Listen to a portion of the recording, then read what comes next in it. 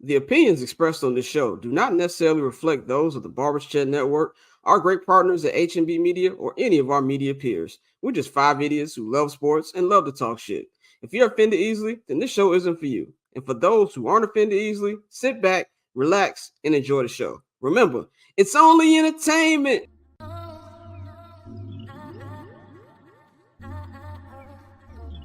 So cool. Triple double hat trick, I know the code too. Ice trade, go for trade, yeah we cold too. Getting paper on these player haters, old news. Money on the other line, so I'm not gonna hold you. Money on the other line, so I'm not gonna hold you. Money on the other line, so I'm not gonna hold you. Money on the other line, so I'm not gonna hold you. Money on the other line, so I'm not gonna hold. My agent just said we made 100 flat. Make it back and make it stack, this like no Steven Jack. Put my rings up in the camera like I needed that. Up in the air and at the rim is where I meet them at.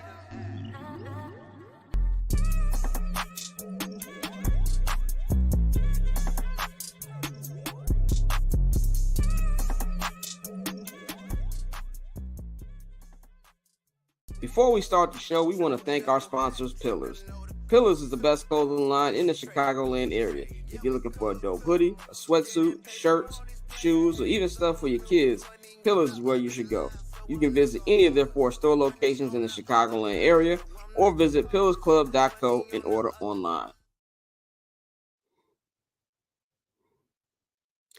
Ladies and gentlemen, welcome back to yet another edition of I'm Not Gonna Hold You. It is your boy Scott.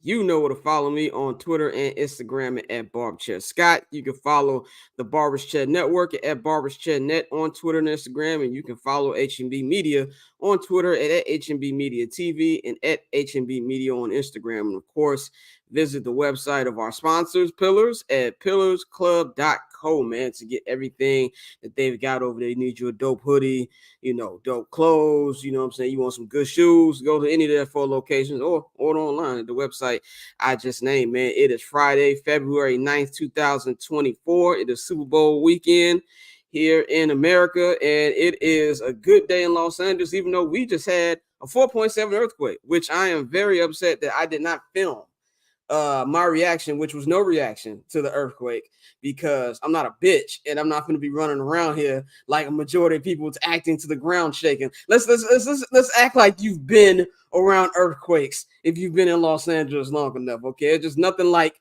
a little jolt to get your blood flowing, man. But anyway, we're here for another episode of I'm Not Gonna Hold You. We've got a packed show for y'all today. We're going to do a full Super Bowl 58 preview.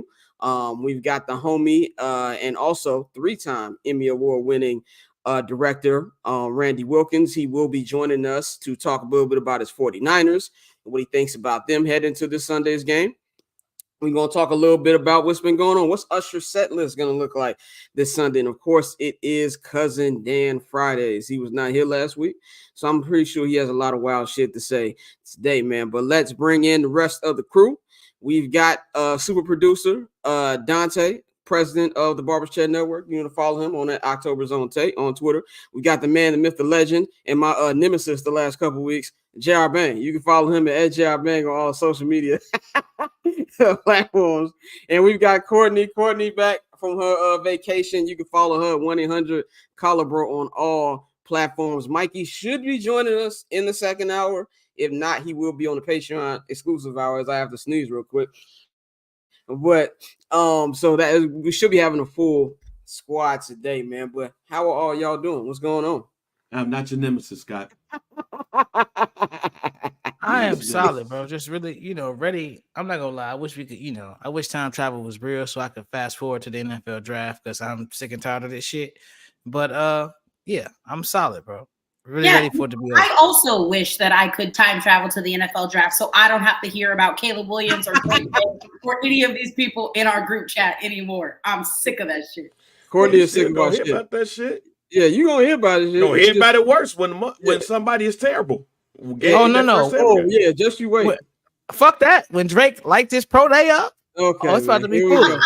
It's about to be foolish. Hey, we here. Hey man, look, man, I'm not going to let these two individuals and our Puerto Rican brother Mikey have made it out to make my life a living hell these next 2 months about this whole process, which we will get into in the second, in the Patreon hour. And if you want to get on the Patreon hour, check the Patreon hour. Yeah, you can subscribe to the Barbers Chat Net Patreon and at patreon.com/Barbers Chat Network for I'm Not Gonna Hold You Overtime, which of course is our local hour. We talk about all the things going on in the worlds of Chicago sports.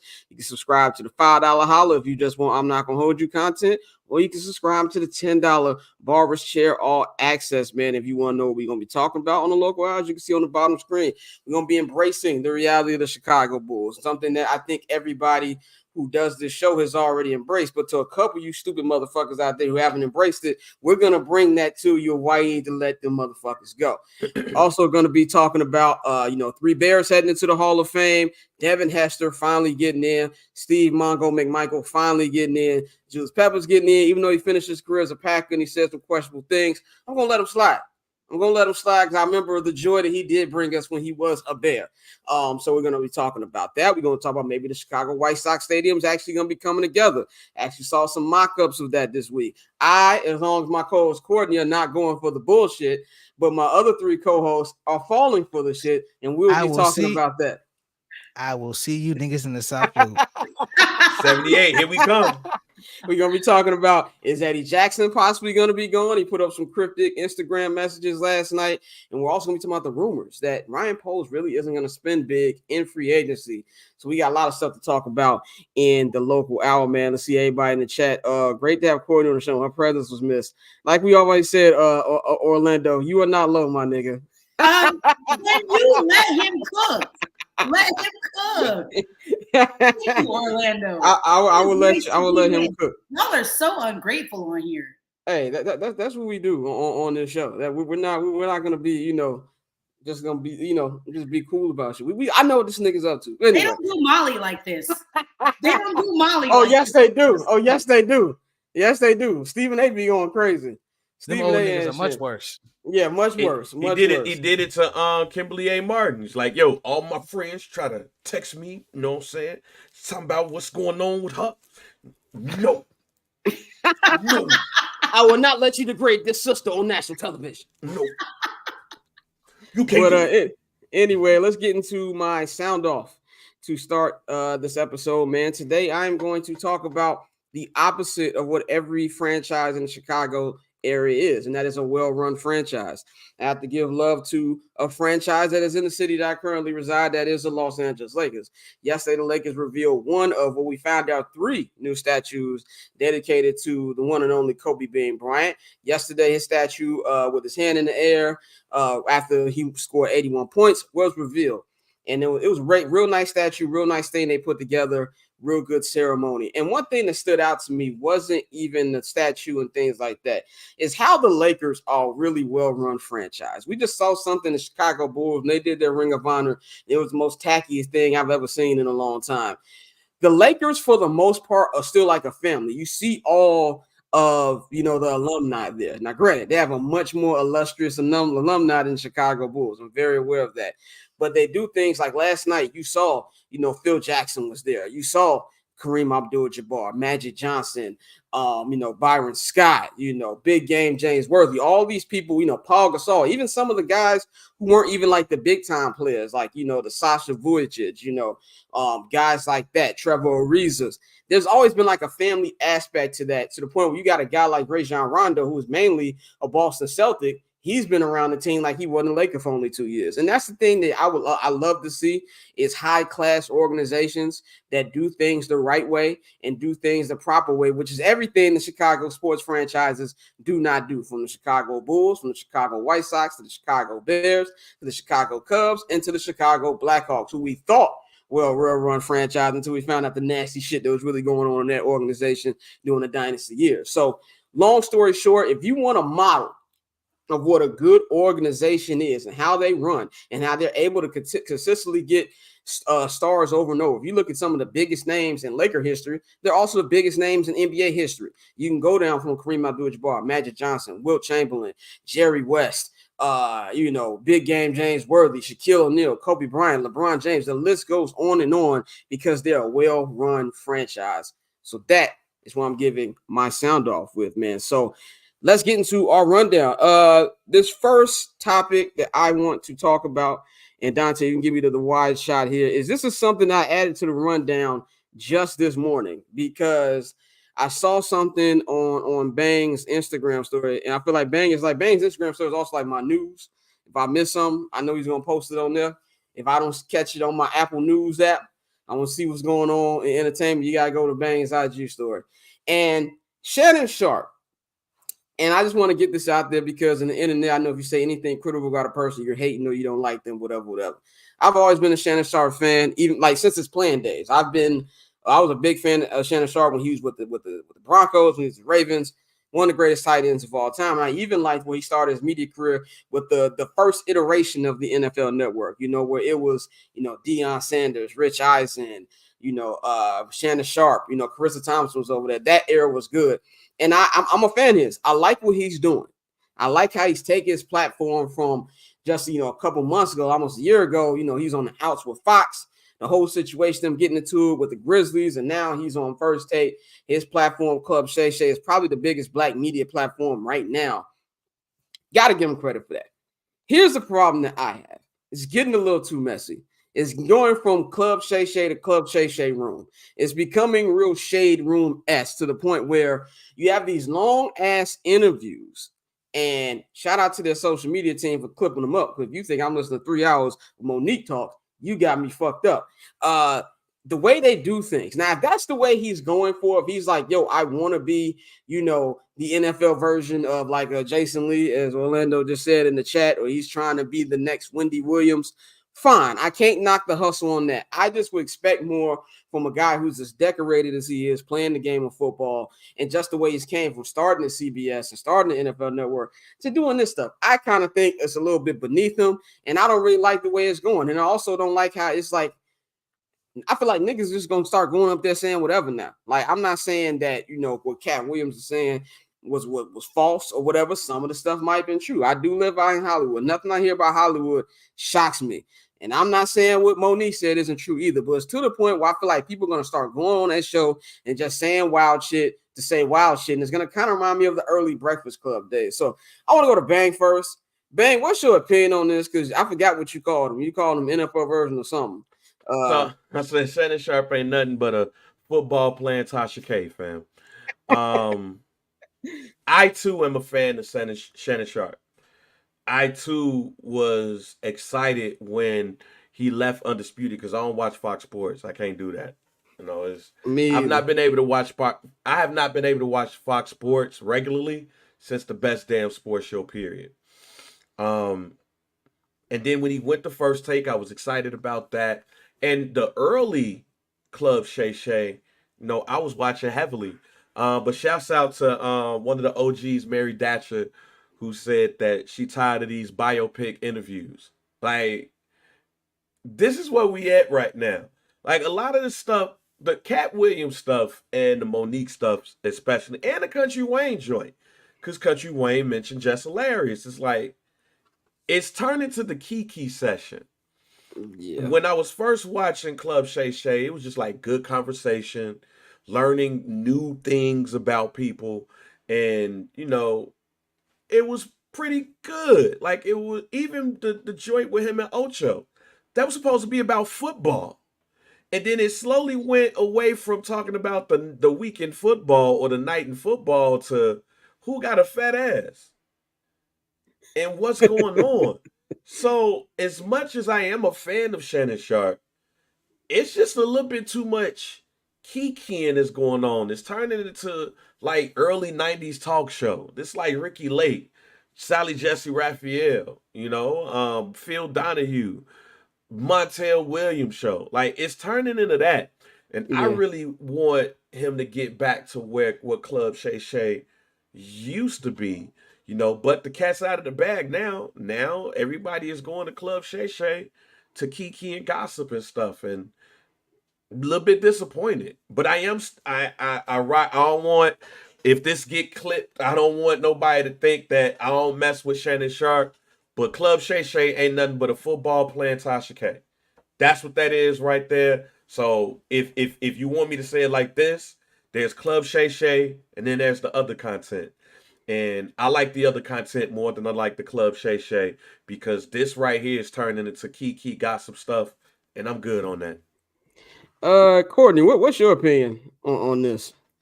My opinion is that I don't have one. I just like I tried tuning in once, but I just don't find Shannon Sharp to be like that fascinating for me to dedicate any additional time to him aside from like sports stuff. So yeah, it does nothing for me. But yeah, I see what y'all are talking about in the group chat, and I'm like, that's a little weird for someone of his level. Ain't too over that shit. Talking like that. Yeah, it's a little crazy. It's a little crazy. Ain't too over that shit. And it'd be funny when they be silently calling him out on First Take. And I think it was Ryan Clark said, you know, Shannon, sometimes you say stuff. Why? Well, we understand why you saying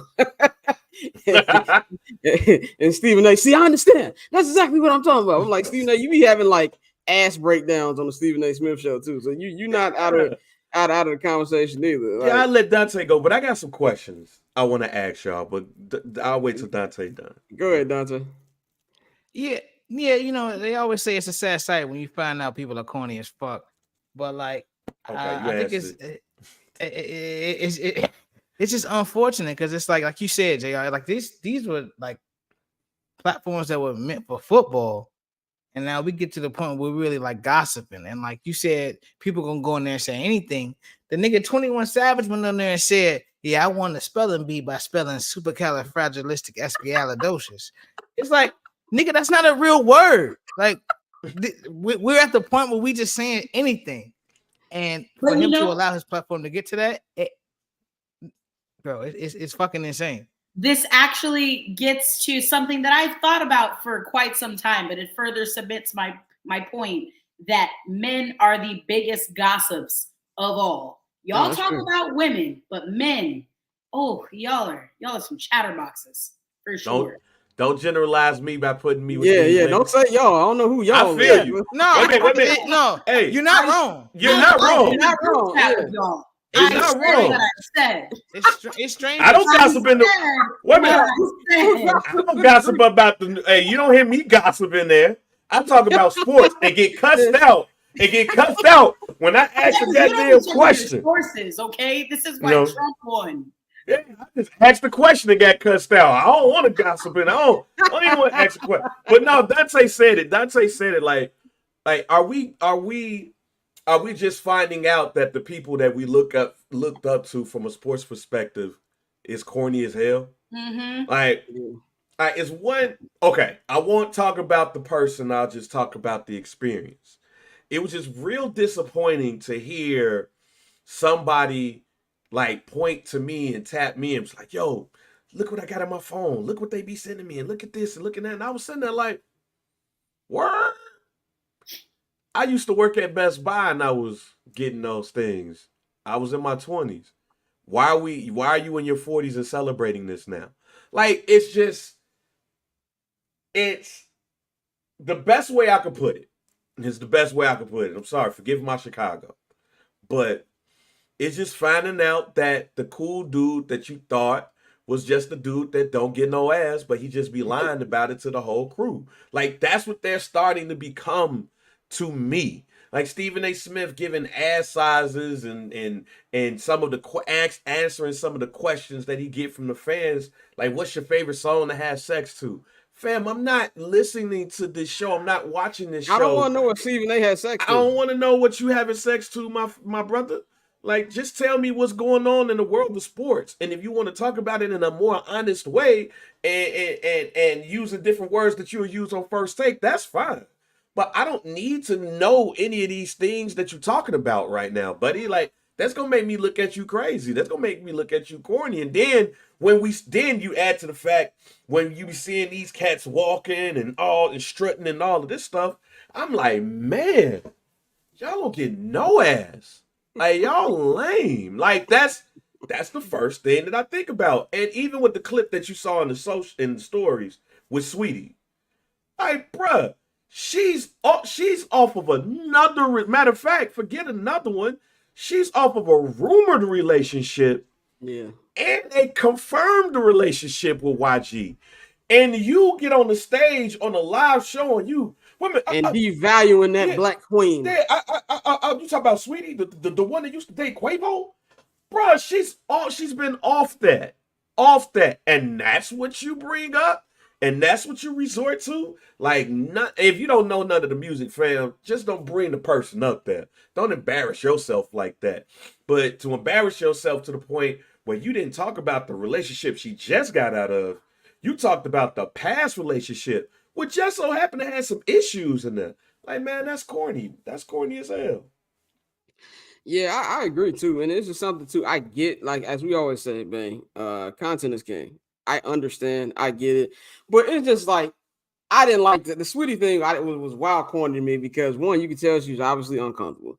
Two, it also came off like they had no idea. Well, obviously, he had no idea about her because it was just something he probably got from his PR or something like that. We're gonna have Sweetie come on. And I feel like even with these guests that they be having, like, what does that to do with your show and what the like nightcap is supposed to be about? A nightcap on a recap of everything that happened in that day of football or that day of basketball, and y'all up here interviewing T-Pain and shit. So like I said, I'm not hating on nobody hustle and shit. If that's the avenue that Shannon is really trying to do, more power to him. I just personally, I expected more. Maybe that's my fault for expecting more of them. And also, just as a Chicagoan, and like you said, Bang, pardon my Chicago, we also think 98% of motherfuckers is lame. Like, that's just also too. It's really not like a shock value in it. Just like, I thought it was a little different than that. But let's go on to our next topic, man. We're gonna be joined by Randy Wilkins, 3-time Emmy award winner Randy Wilkins. Just a minute on here, man. But let's talk about NFL expanding their reach. I guess it was announced earlier this week in Roger Goodell's Super Bowl press conference that they will be having their first game in Brazil this season. It will be the Friday after the season opener, and then Philadelphia Eagles will be hosting. That will be a big game. It's going to be in Sao Paulo. So, and there's also, they announced today there'll be a game in Spain in 2025. And this is also what I've been saying on this show, on this Twitter, that the NFL global takeover has been in works for years, and it's really going to take off to another level. And it would not shock me whatsoever if there's an international division coming. I think it's a big market for them this year alone. You've got 3 international, I think it's 4 or 5 international games going on between Germany, London, and Brazil. So I think it's dope. I think it's a good thing for the NFL. I think the one thing that'll be bad for players is that you already got a lot of games, per week. It's going to be something where, you got Monday Night Football, you got Thursday Night Football, and now you got this Friday night game. After Thanksgiving, it's basically Saturday Night Football for basically 2 months, basically. Then after that, of course, you got all day Sunday and Sunday Night Football. I believe there's a world where in at least 5 years, I would not be shocked if there's 4 to 5 nights of football weekly. Now, from the player's health, it's not a good thing. For a fan perspective, I fucking love it. So you got that, and on top of that, you're also hearing about another playoff game. As I have been on this streaming thing, the thing about the streaming was it really interests me. Like, it's bullshit, but it interests me at the same time. And now it's now stated Amazon Prime will be having a playoff game, like I said on this show about a month ago. Gonna go to Courtney first. Courtney, what do you think about the big expansion here that Roger Goodell is doing with the league, and do you think it's a good thing? I think it's fantastic for the global audience, right? If the NFL is going to actively work to subvert other leagues from rising into prominence and being their competition, I think it's great for fans. Not so much for players who are already, being overworked in an incredibly violent sport.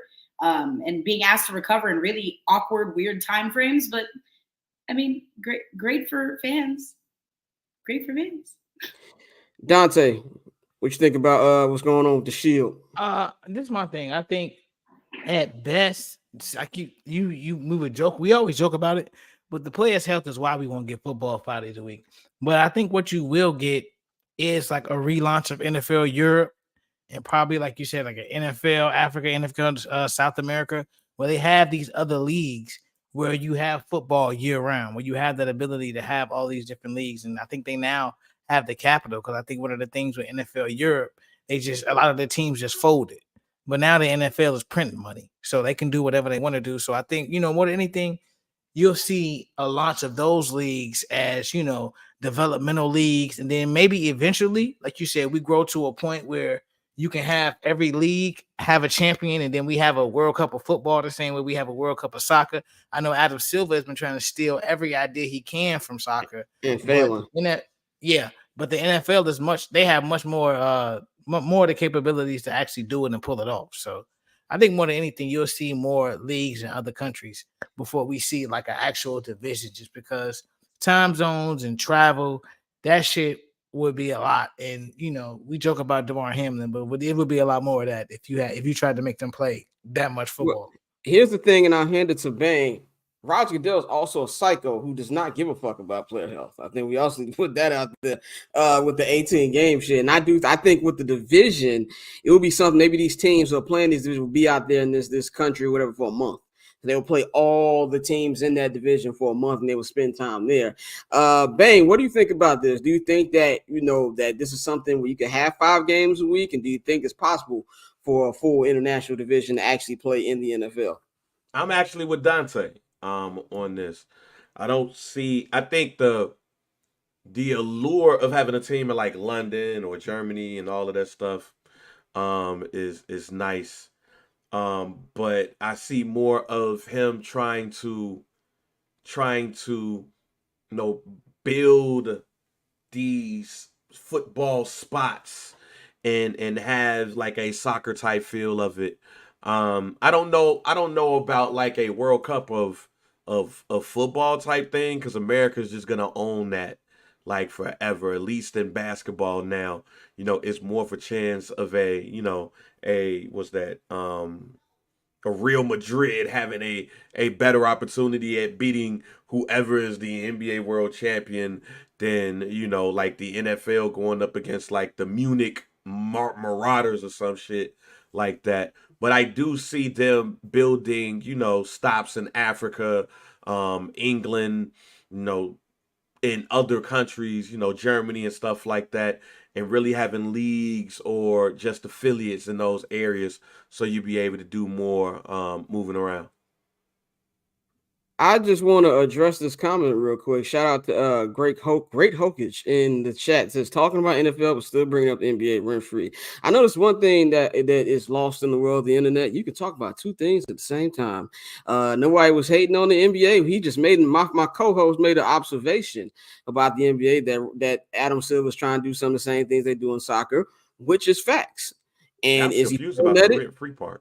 Yeah, I don't know about rent free. It sounds like you're on Adam Silver's dick and not us, but whatever. We appreciate you for watching the show. But moving right along, let's talk about NFL honors while we wait for our guest, man. Last night was the usual NFL show, where they give out the awards of MVP, Offensive Player of the Year, all the other good shit. It was hosted by Michael Keegan. That's his last name. I don't watch Key and Peele. And there's no disrespect to Michael Key. Yeah, no disrespect to those brothers whatsoever. It's just not my brand of comedy. It's safe Negro comedy to me. I kind of put that in the same category as Abbott Elementary too. Once again, no, I feel like we in an age now. When you say anything, you gotta say. Wait a minute, hold on. Oh, can you I watch the Bear? You watch the Bear, but you don't watch Abbott Elementary? Yeah, what? We're not. That's crazy. That's wild. That's wild. No, it's not. That is wild. That is wild. No, it's not. You watch that Yes Chef shit. You don't watch Abbott. But you won't watch Abbott Elementary. The Bear. I watched Abbott Elementary. I didn't say it was bad. I said it wasn't funny. I didn't say it was bad. It was not funny.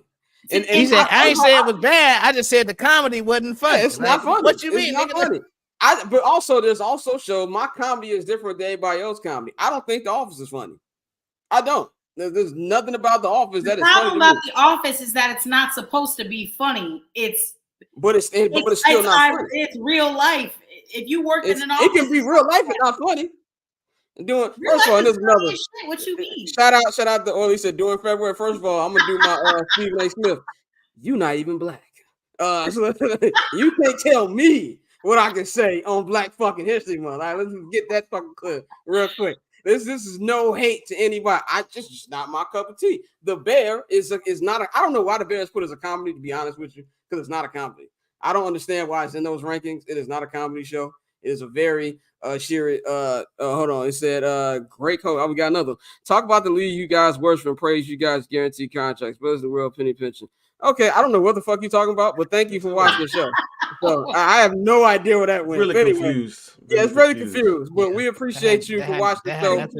Yeah, to put a like, or you can put this like, you can say fuck us. So I don't care. I'm glad you watched the show. So I don't know nothing to do with nothing, brother. They ain't got nothing to do with anything. But anyway, let's bring our guest in, and then we're gonna get into other stuff going on, man. But we've got our guest, the one and only Randy Wilkins. He is a three-time Emmy Award winner. Sorry for messing up. He is 5. You gotta add 2 more. I add 2. We're gonna put it into existence.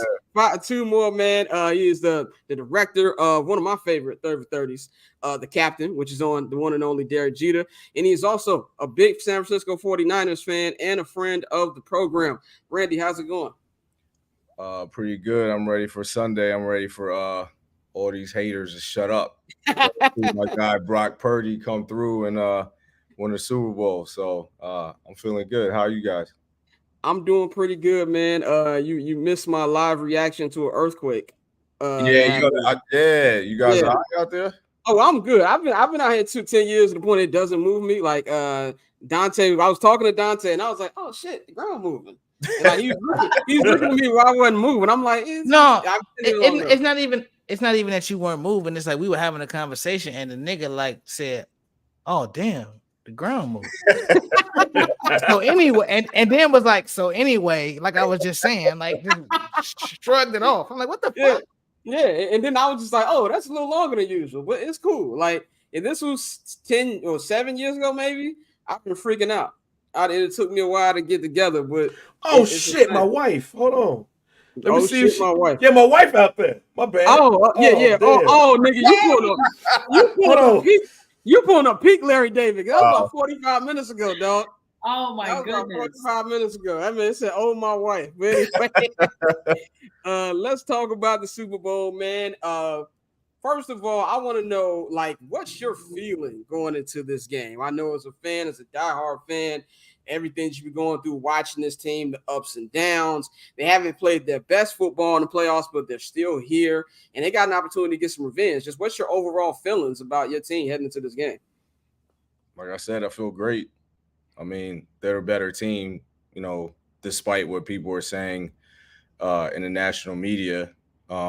I think a lot of it is just like Patrick Mahomes vibes and Andy Reid vibes and Taylor Swift boyfriend vibes.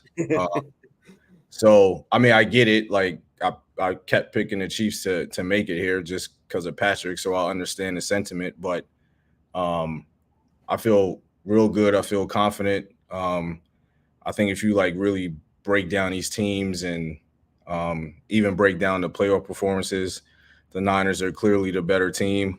The better quarterback is obviously with Kansas City, and he's the one that can kind of throw a monkey wrench in things. But just going into it in totality, I feel very confident, and that's even with the 2 recent playoff performances. I mean, the way I look at it is they made it to the Super Bowl playing like a C minus playoff run, and I think a lot of the perception of the Niners changed on Christmas just because they had the one bad game and some bad turnovers and also some fluky turnovers, but the entire country's watching them and they're expecting this heavyweight fight, and the Niners didn't really hold up their end of the bargain. And I think people just started to say, well, they're not this juggernaut, they're not this, they're not that. And then I don't think the playoff games really changed people's perception of them. But I mean, if you really look at it, the Green Bay game, at least on the run defense side, they only gave up one big run to Aaron Jones. And then you have the Detroit first half where it was just they just out-efforted the Niners. I've never seen the Niners play like that before. part of it was scheme and all that, but part of it was just like the Niners weren't competing, which I've never seen a Kyle Shanahan team do. It was just so bizarre. I think that was what was frustrating about it. But like once that half went by, they put up 27, like in a quarter and like quarter and a half. And like I think I looked at it again and I think they scored 20 points in like 12 minutes. You know what I mean? Yeah. Like that was more like the Philly game. And that was more like the Cowboys game. So I think they realized that, you know, they had to get their head out of their asses and they needed to compete because Detroit was just out competing them. So I feel good. I respect the Chiefs. Like, I don't have anything bad to say about them. Like, Andy Reid is incredible. Their defense is good. But the Chiefs weren't good all year or at their standard for a reason. You know what I mean? And, I think that even showed up in the playoffs, but they got breaks this time. Like, Baltimore not running the ball. Stephon Diggs dropping that dime from Josh Allen. The field Perfect goal. throw. And the Buffalo kicker missing the field goal. Lamar, like being Lamar in the playoffs and like throwing in the triple coverage and like being unsure of what to do and then not even running the ball. Like, I think it's not like the Chiefs have been dominant in the playoffs. You know what I mean? I think Zay Flowers fumbling at the goal line, trying to like dive instead of just going into the end zone and being strong with the ball. I think there's a lot of things that have worked out for the Chiefs, which good for them to capitalize on. And it just feels like a lot of people aren't paying attention to that part of it because they have Patrick. So. Yeah, that makes sense. I also want to say, as all three of us are here, I know Courtney is sick of our NFC North shit, but as three NFC North division haters, we thank you for sending the Packers and the Detroit Lions home. I didn't want to hear about he's the next Aaron. And, it's such a good, that's such a good story, Detroit Lions. No, it's not. It's not a good story. Who's it a good story to? It's not a good story. It's not a good story, and like I wouldn't be happy if they were there. They weren't better than us. You know what I mean? Like, and all that, but like, let's be serious. Like, I'm not trying to bowl. Nobody wants to see that. Nobody wants to see that. Like, you move them off the spot like 5 inches at the very least, and the dude's a bum. You know what I mean? Like they were. I'm glad you said that. Like, even you know, they were talking about the 4th down decisions and all that. Like, the one to Reynolds that he dropped is a bad throw. You know what I mean? Like, he got moved off the spot a little bit, and it was a bad throw. Like, Reynolds is open. You make a better throw, the drive continues. Like, they keep blaming Reynolds, which I understand. You got to catch it. But that, I mean, ain't nobody want to see Jared Goff again in the Super Bowl. My God. Like, the last time we had Jared Goff in the Super Bowl, it was one of the worst Super Bowls in modern history. Yeah. Like, a game that I was shit-faced by the second quarter because I'm going to get scum enjoyment from this. Yeah. I mean, I think that division is going to be great. I think, you know, if the Bears make the right decisions, they'll be right back there, and the Packers and the Lions. So, I mean, I think it'll be a good division, but I wasn't trying to see none of them teams, especially the Packers. Like, we own them. So, y'all got like a low-key rivalry with them, too. It's like, I hate the Green Bay Packers in the world. Yeah.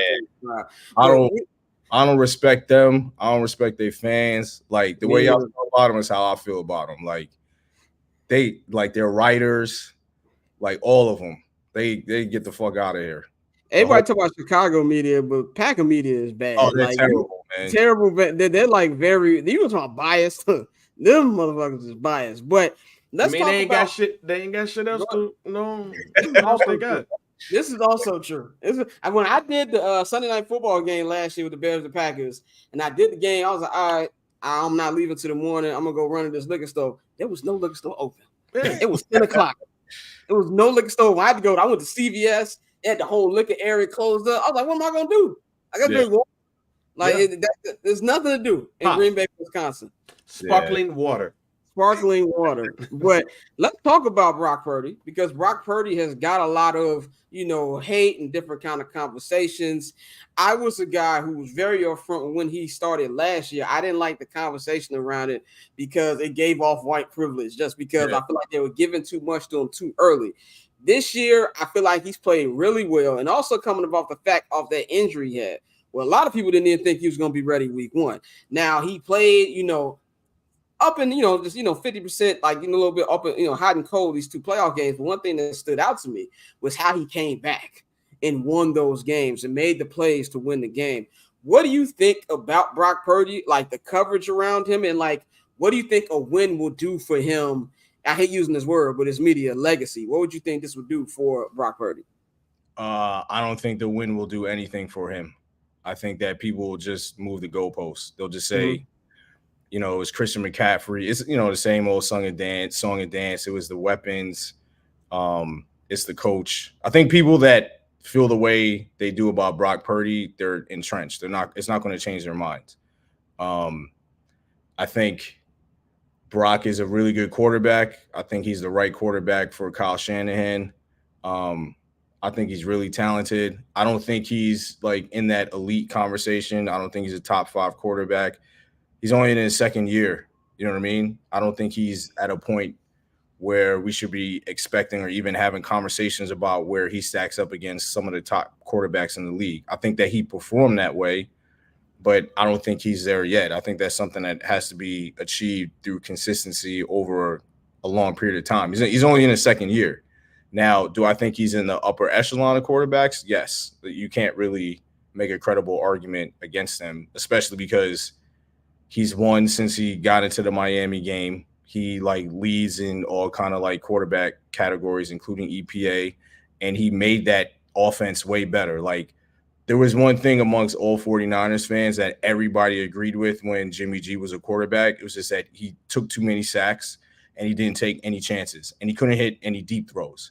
So like the offense, while it was working, was limited. Kyle couldn't call all the plays he wanted to call, and Jimmy just couldn't execute some of the plays or some of the routes. Like I know a lot of the Niners receivers have said over the last year that they'll have certain plays where they're not the number 1 or even the number 2 read, and they're not expecting the ball, and then all of a sudden Purdy's throwing to him, and they're just like, oh shit, like he's throwing me the ball. Like Brandon Ayuk talk about that a lot, and a lot of them have happened on like deeper routes, and the Niners never did that with Jimmy Garoppolo. Like they didn't do that with Nick Mullins, CJ Beathard. They didn't do that with anybody except for Brock. So like he's made Kyle Shanahan better, which to me is like a huge accomplishment in of itself. I think the game manager, game changer conversation is silly and like rudimentary and like low hanging fruit. He's a good quarterback.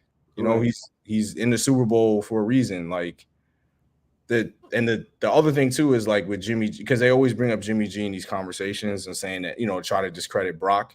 Like I think Jimmy G in those 2 playoff games when they got to the Super Bowl last time, he threw the ball like 23 times in 2 games. Like when they played the Packers, they ran the ball 42 out of 51 plays. Jimmy G ain't had nothing to do with that run. Like Super Bowl. I think Brock has thrown it like over 70 times in 2 games. Like, so Kyle Shanahan trusts them and they're in the Super Bowl. You know what I mean? It's not the same thing at all. So and this is not like a LeBron meme or anything like that, but like I was riding with Purdy when he hit that throw to George Kittle against Miami when it was a cover 0 blitz in the game when Jimmy got hurt. And I was like, Jimmy would never make that throw. He wouldn't complete it. He wouldn't even throw it. You know what I mean? And it was just like, who's this dude? And then it just went from there. The Seattle game. His first real start was against Tom Brady. They dropped 28 on the Bucs in the first half. Like he's playing Tom Brady. You know what I mean? It's his first start. And it was like, okay, I think we're going to be all right. And then they took off. And then obviously what happened in Philly. But he's a really good quarterback. I mean, I don't see what the debate is. And like I get the white privilege thing, but the crazy thing to me is they're like hating on him like in a way. Obviously, I'm not saying it's apples to apples, but like almost treating him like a black quarterback. Like just coming up with all kind of nonsensical excuses to like get in his way or like tear him down. And it's like, man, y'all really don't like this dude. Like he a white dude from like Arizona who's like super Christian, who like he dresses up like he went to the Gap. Exactly. Like he's like young Kirk Cousins looking with his fits and all that. And like the most humble dude, nicest dude. And like y'all hate him. Some people like hate him for some reason. So I don't know. It's bizarre to me. Like he's good, man. He's in the Super Bowl, so it don't even matter. If he wins, y'all, you know, you can call him champ after that. Call him whatever you want, but make sure you call him champ first. Definitely. You on mute, brother. We gotta have the fine chair. We're gonna add the fine chair to the show. Every time I say Bro. You mentioned Jimmy G, and a lot of the limitations he had with that 2019 team. Just on both sides of the ball, what would you say are the differences between this team that's headed to the Super Bowl and that 2019 team that went? The best unit has switched. So the Niners have the best offense in the league this year, the most explosive offense in the year, in the league this year. And their defense isn't as good. They were a defense first team in 2019. Like everything was predicated on that defense carrying them through. Like even when they started off 10-0, I believe it was really because of the defense, and they had an incredible defensive line with like Buckner and Armstead and D Ford and Bosa, rookie Bosa. And then they have Fred and Greenlaw. It was just like and Richard Sherman. So the identity of that team, which is the way that the Niners had built it at the beginning, was defense first, and then Kyle will figure things out on the offensive side. Like even if you look at the weapons the Niners had, then it was like their best receiver was Emmanuel Sanders. Their best receiver now, I mean, you could choose who you want to say is their best receiver now. So they had Mostert, who was incredible for us, but I mean, you have Christian McCaffrey now. You have an older George Kittle, who's probably the best all-around tight end in the league, and Ayuk and Juwan Jennings that people don't really talk about, and Debo. Trent Williams is a better left tackle than Joe Staley. So their offense is carrying the team more than the defense. The defense is taking a step back. I think part of it is because that they changed their philosophy in terms of who they wanted as a defensive coordinator. So like when they had DeMeco Ryans and Robert Saleh, they were linebackers. So a lot of the emphasis was on the front seven. Wilkes he's a secondary guy. So a lot of the emphasis has been on coverage and like the back end. And I think especially the D-line has suffered because of that. They're not as dominant, even though they have a lot of big names. I don't think Wilkes schemes a lot with the front four in mind as much as the coverage in the back. So this team is way more explosive than the 2019 team, and the defense is good enough to, like supplement that. But this is an offense team now. Like this, if their offense puts up like numbers, they're probably going to win. Their defense is good enough and built to like keep a lead.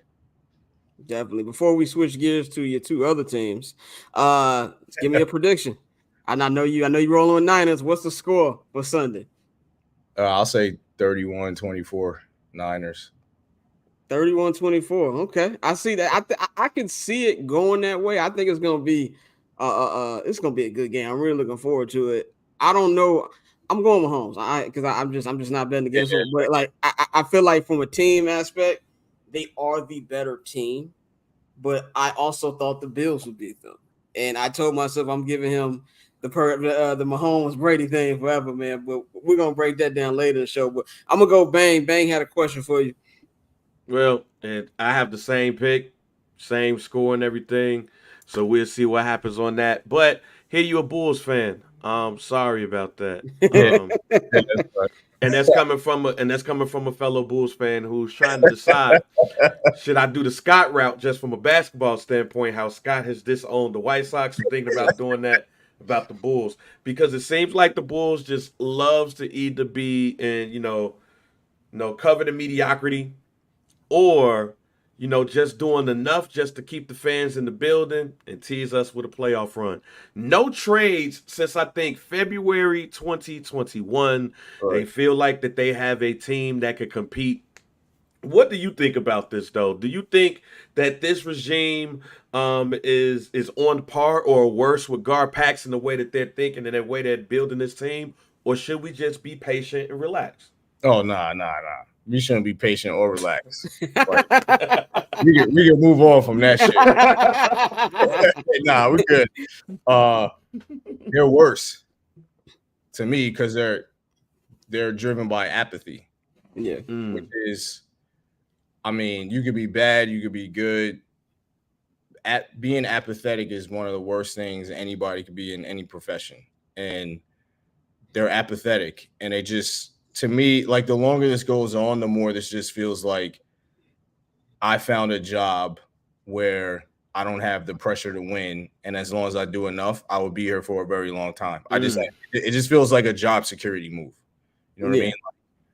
Like they're doing not only are they like doing the least, but they set it up in a way where they could only do the least. You know what I mean? Like they have no cap flexibility. They don't have picks. They refuse to move guys for picks.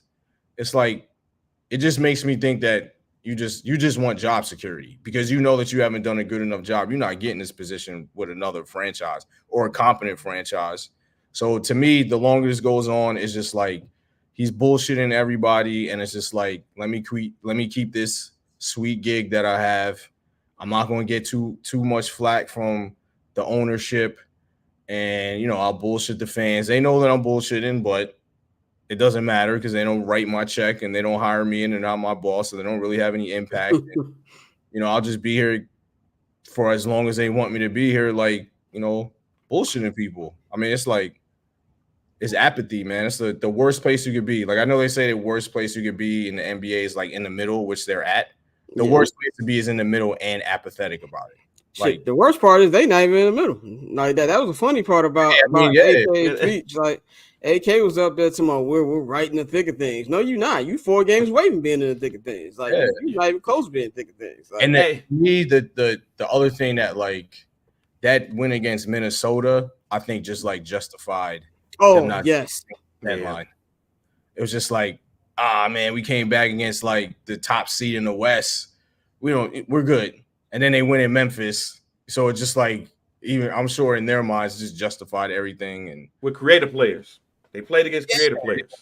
Yeah, there were. I don't even know who's on Memphis right now. It's just who is this? It's the Pips. That's who's in Memphis right now. Hey, question. I still got to ask this question again. Like, what does Mark Eversley do? We gonna start asking everybody that. What does Westside? What does he do? What does West? What's crazy? I asked that when he got hired. I was like, "What is he supposed to do when he gets there?" He's not making any decisions. Like, this is a black guy that they hired. Yeah, there we go. He's a diversity hire. Yeah, he's a DEI hire. Yeah. I mean, I don't know, man. That shit is crazy. Like, I don't know. The Bulls. I can't disown them because I don't have it in me. Like, I feel like as a fan, I have to be loyal. I can't pull like Scott with the White Sox. I can't do that. But like, this is the difference, and this is what I told Ben. This is different. This is the reason why it's easy for me to get one of the White Sox. At least the Bulls tease you a little bit. You know what I'm saying? Like, at least in my time, the White Sox either win the championship 20 years ago or they just don't make the playoffs. Like, at least the Bulls will give you a little play-in, little playoffs for a little bit. During the Garpax era, they made the playoffs like every damn year. The White Sox were historically ass. Like, they're just bad. Like, that's how the Bulls get you. Can I put the tip in? Like, that's how the Bulls get you. Can I put the tip in? Yeah, the Bulls. Yeah, can I put the tip in? Yeah, exactly. Like, no. This is the Bulls are like this girl used to date. Like, she's bad in the 90s. Like, she's bad. Like, and like you got her later. Like, you got her now. She's still nice. She's still good time to time. But she ain't what she used to be. But you stay around because y'all done had a kid already. Like, that's who the Bulls are.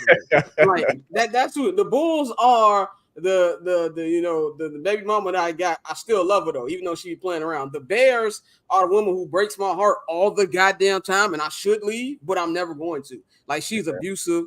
She be like, she do something nice for me once a year, if that, and I take that and run with it. That's who the Bears are. So now I just treat the Bulls like I don't have kids, but imagine like if you have a kid in the living room and like you see them, but you ain't really watch them until they pick up something dangerous. That's what I treat. That's who the Bulls are to me. That's how I treat them. But I'm gonna go to Courtney. Courtney got a question for you. Mute, Jar. Sorry, I'm so sorry. I've been sitting in the rafters like Sting, so quiet while y'all been yucking it up, okay? But Randy, obviously I'm gonna pivot to baseball. The PECOTA standings currently have the Yankees winning the division pretty handedly over the Blue Jays. You guys are projected to win 94 games this coming season. what are your thoughts on the Yankees contending for a title this year, and who are your your biggest threats in your opinion to the Yankees winning not only the division but also the American League as a whole? I was a little surprised by the Pacoda projection. Actually, I was a lot of surprised. I think the Yankees are going to be good. But they're just coming in with like question marks that nobody can answer until the season starts. So like the whole season is going to be on one guy, and that's Carlos Rodon. If Rodon is what he was the 2 years prior to last year, they're probably the best team in the American League. If he's not, then they have a problem. You know what I mean? Like, I think it's like, I don't want to simplify it that much, but it really does come down to that. Since they didn't get Yamamoto, which, in my opinion, that was a total failure because they put so many resources in tracking them. And I think that they worked off an assumption, and I guess some people could say an arrogance that, like, we're the Yankees. We have all this, like, history. You'll sign with us if we kind of meet your asking price. But he clearly wanted to break the record for a pitcher, like an overall deal, and the Yankees didn't even like entertain that, which to me just doesn't make any sense, regardless of people saying they offered a higher AAV and all that. Like, that don't matter. Like, as a filmmaker, if I'm doing a show, I don't want you to give me the most per episode. I want you to give me the most for the show. You know what I mean? Like, I want my guaranteed total money. I don't want per episode. Like, I don't really care about that. Like, I want my money. So, I mean, the Yankees are good. You know, they definitely have a much improved lineup, and they have nobody can top Soto and Judge. Like, in the first inning, every single game, you're gonna have to go through Aaron Judge and Juan Soto, like in some form or fashion. And I think they have way more depth. I think that I don't particularly like him as a person, but like Alex Verdugo's a good pickup for like the bottom of the lineup. I think it really just comes down to that starting rotation, and can Rodon be that really like legitimate number 2 starter? And then I think everybody else falls into place. I'm happy they got Stroman. I think that was a really good pickup, especially for the contract he got. And in terms of just like the threats, I don't know why Toronto's second. Like, that makes no sense to me. Like, Toronto been getting away with murder for years. Yeah, and like, and I used to be on like, yo, watch out for Toronto. At least when they were first coming up, I was like, yo, they're going to be dangerous. Come on, Toronto, like, to me, it's Baltimore and Houston. Like, Baltimore getting Burns obviously is a big move. They have not the Texas Rangers, not the defending National World Series champions. I didn't mean to offend you. Oh, I'm not offended. I am merely championship quarter. I'm reminding people that the 2023 Texas Rangers. There's a couple things with the Rangers. The pitching to me is like a legitimate question mark, like the rotation and the bullpen. And I think their lineup will be good, but can their lineup carry them the entire season and through the playoffs? And can you repeat? Like, I also just don't think teams repeat anymore. So that's part of it. But like, if you're a baseball team that's so reliant on your lineup to like bring you to the promised land, I think like you fall short. Just because, you know, like there's just ways to attack lineups, especially when you get to the playoffs, that you need to be able to compete on the other side of the ball. And like, losing as much pitching as they have, I just have a hard time seeing them being able to be at the level that they were last year. I think they're a good team, but I think right now Houston's better, Baltimore's better, and the Yankees are better. Like, do I think that they can make the playoffs? Absolutely, but it's just hard. I mean, they don't have DeGrom, they don't have Montgomery, they don't have Martin Perez, like bullpen arms left. And I know that they have like their lineup is crazy, especially with the young guy being there for a full season. I can't think of his name right now. But it's just hard to like put an offense first team ahead of some of these other teams that I think just overall just have like better balance. So, right. And even with Baltimore, their best player is not even there yet. Mm-hmm. Like, once Jackson Holiday gets like scary hours. Yeah, it's gonna be crazy. I still I think I'm biased, obviously, so that's part of it. But like, I still think the Yankees compete with them if Rodon's that guy. Like, I don't think the Orioles have a better overall team than the Yankees, especially because Bautista's not there this year. And I Kimbrel's whatever to me. Like, that's not a good move to me. So, I just think overall, if Rodon can pitch the way that he's pitched the previous 2 years before last year, I think they're the best team in the American League. But that's a big if, to be quite honest. Like, they're always hit by injuries, and I'm giving Houston their due because they're Houston. Right. Like, you can't. Yeah, and I was just about to say, brother, as a former White Sox fan. No, don't say former. No. Don't say former. As you see in the an hour ago. Don't let him fool you. Yeah, don't Dante say he's gonna be in the South. Double cupped up. Time out. That stadium won't be here till 2030. So I still got about 6 years. Fuck the White Sox. And what is your hope that Jerry will either be in the ground by then? Yeah, or what do you at that point I don't give a damn. At that point I don't give a damn. We're gonna be in the suite. We're gonna be in the suite chilling. 78. No, you know what I'm saying? Carlos Rodon, that's like I said, brother. That's a big if. Yeah. I know. No, I know that. Like to me, it's. I mean, the Yankees had a great offseason, but like the one thing was not getting Yamamoto. It's just like he would have. If they got Yamamoto, I'm just like, yo, we went in the World Series. Like, we'll see y'all in late October, November, and y'all gonna have to come through us. You know what I mean? But it's just like Rodon. I don't know. I was excited for Rodon, so I don't want to front like I wasn't happy when they got him.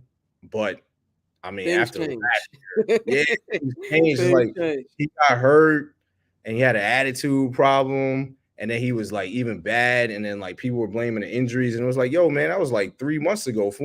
Like you can't locate, you can't do, like what are we doing here? Like what's happening? So hopefully, I mean, I feel you. Like I don't have the utmost confidence in Rodon, but I think they will get to a point where in the summer the Yankees will be looking for another starter. Like that's how I feel, and then we'll know then if the Yankees are like legit. But I mean, every night, like I said, you gotta see Aaron Judge and Juan Soto like every single night in the first inning, guaranteed. You're gonna have to go through those two dudes. You know what I mean? It's just like good luck. And then people was like comparing it to Trout and Ohtani. It's not the same thing. Like no, it's not. The Angels didn't even try. Imagine if Giancarlo Stanton gets his yeah. If he can stay on the field, Yeah. It's just like, Rizzo had a really good year until Tatis like broke his brain.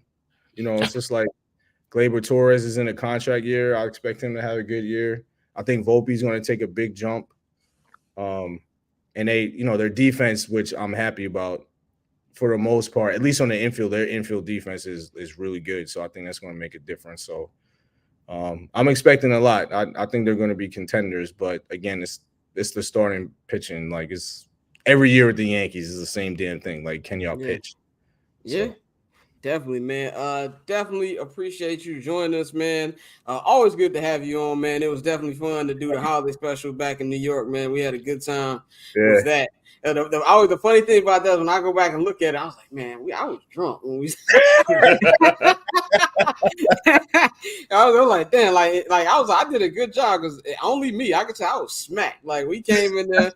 Shout out my man Al. He had us. The tequila was there, but I'm glad you was able to pull up. We had a good time out there, man. But let them know where they can follow you at, man. If you got anything coming up that you want to promote, the floor is yours. You can follow me on Twitter at PamSon, PAMSSON. You can follow me on Instagram at Ravishing Randy Rude. I don't have nothing to promote other than the Niners winning the Super Bowl on Sunday. So watch the Niners win that Super Bowl. So that's where you can follow me. So thank you for having me. I appreciate it. It's good to see you guys. Good to see you too, bro. Definitely, man. Enjoy your weekend and enjoy the Super Bowl, brother. Yeah, thank you. You too. Yes, sir. Let's get into our next topic, man. The topic we were going to talk about just a minute ago, man. We're going to talk about the NFL honors.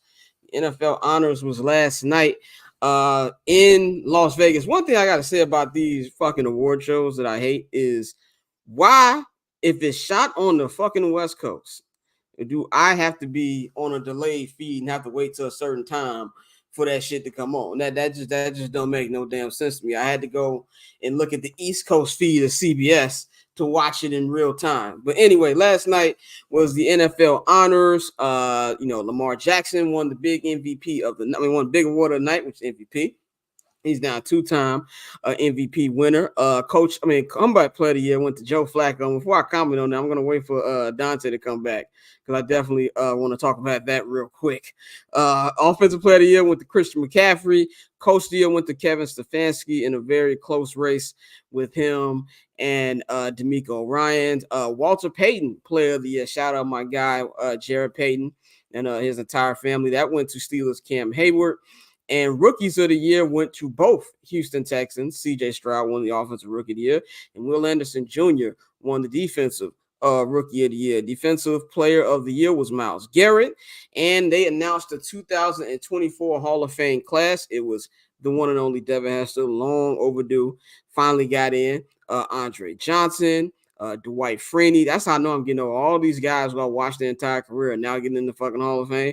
Dwight Freeney went in. Former Bear Panther Julius Peppers, Patrick Willis, Steve Mongo McMichael, and Randy Gradisher made the Hall of Fame this year. As we're gonna wait for Bang and Dante to come back, I'm gonna bring Courtney here. Courtney, what's your opinion on what did you think about? If you even saw anything you saw from the NFL honors last night? Oh, I didn't watch the actual program itself, but I checked out who won what. My only real beef, I guess, it's not with offensive rookie of the year. I heard people talking, saying Puka Nacua should have won it. And listen, there was no wrong winner, in my opinion, for that category. I also saw people trying to argue about TJ Watt not winning over Myles Garrett and whatever. For me, comeback player of the year is a funny is a funny category. Yes, it is. Because Joe Flacco, I know he was chilling at the crib, right? But would you call that a comeback? This is why I called a comeback for somebody else earlier in this. I feel like they're trying to lump in most improved player and comeback player and kind of make them the same. Because again, I'm not saying I'm not up here rooting for DeMar Hamlin.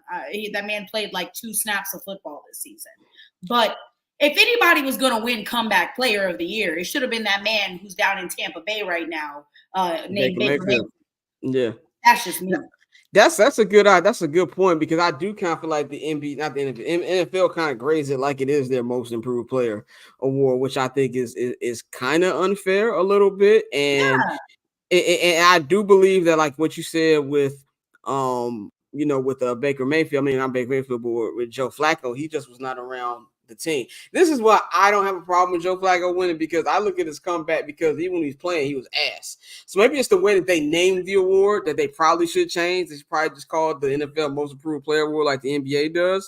Yeah. But I didn't have a problem. The DeMar Hamlin thing, I get it. But the nigga didn't play. If he played more, then I would absolutely say that's 100%. What a comeback is. That is quite literally the definition. The definition. Of a comeback. That man came back from tremendous adversity. The nigga literally died on a fucking football field. Yeah. If that was a comeback, that's better than Jesus, honestly. He came back and is now chilling with the living. Good for him. Good for him. Bang, what'd you think about the award or anything you might have seen from the awards last night? Any clips you saw? Fine. Look, I'm setting on Monday's show. Unmute yourself. Unmute yourself, brother. That's my on bad. Monday's show, I am starting the Apple Pay fine. You got look.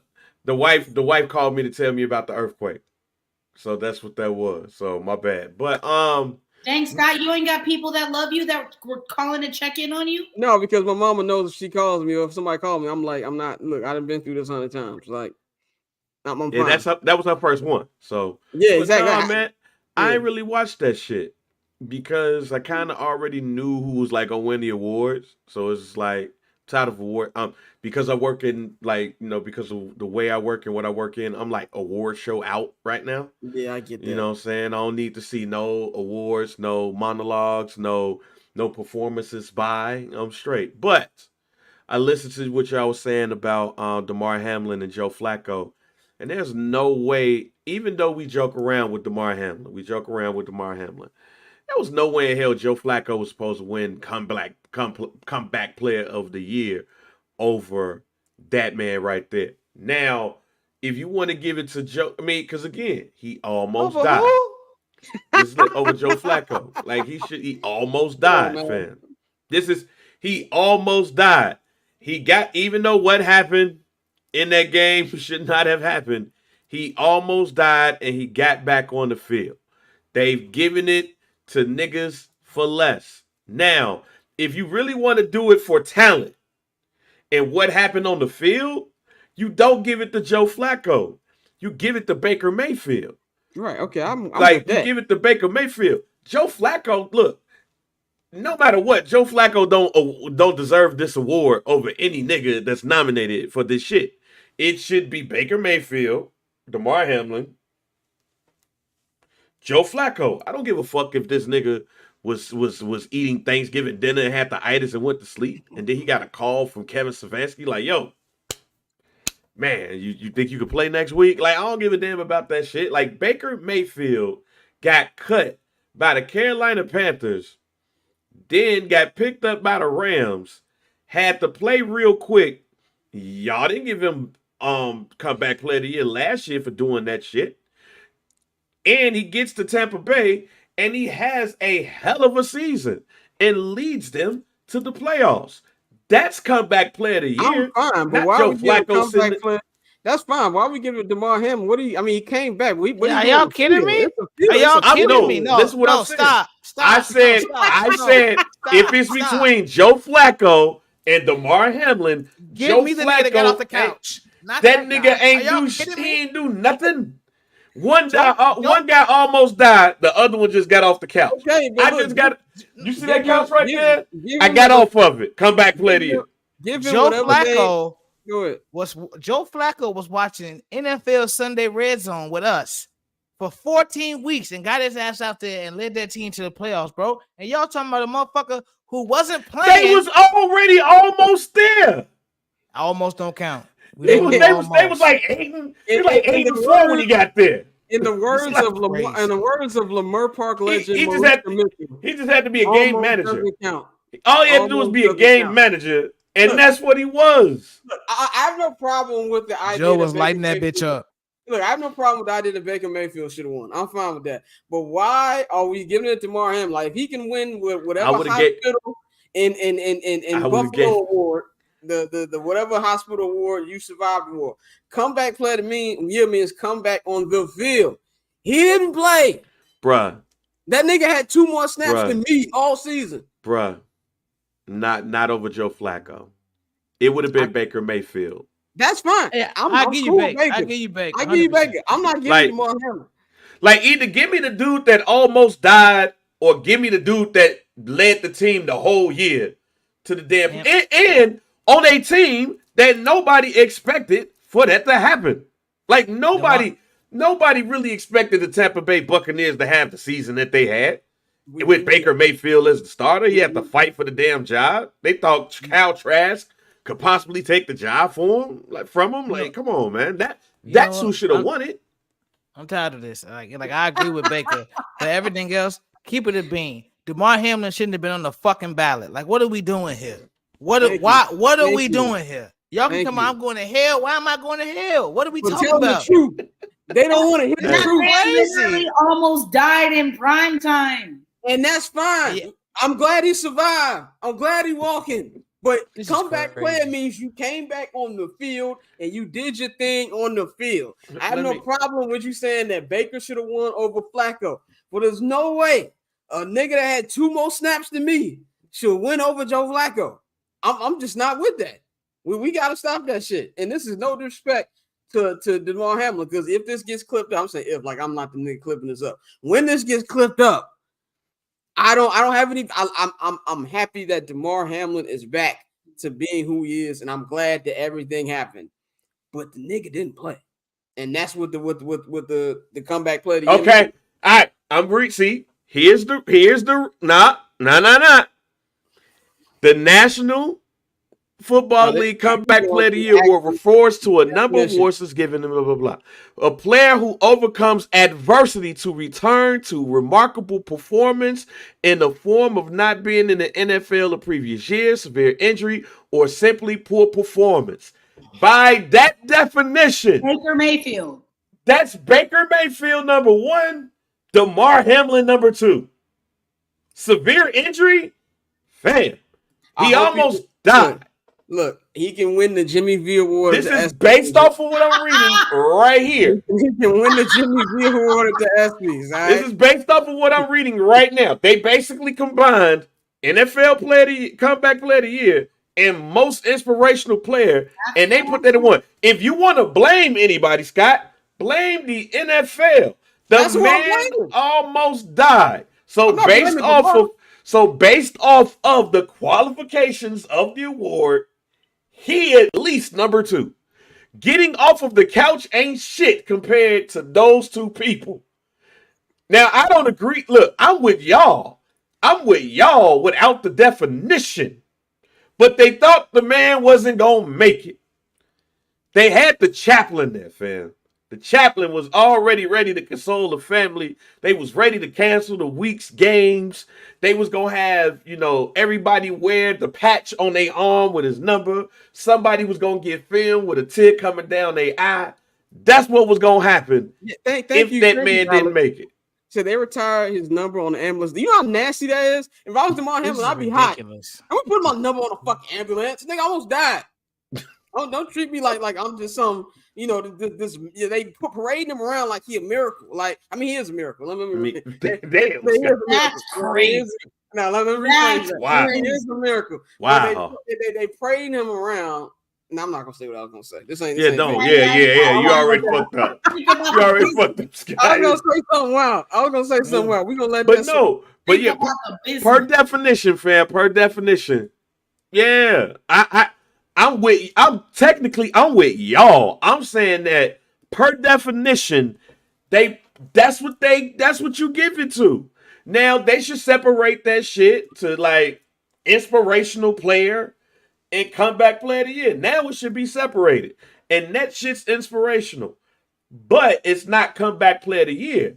But per the definition and the qualifications, yeah, Joe Flacco just got off of a couch, man. He had the itis. That's what he came back from. Itis.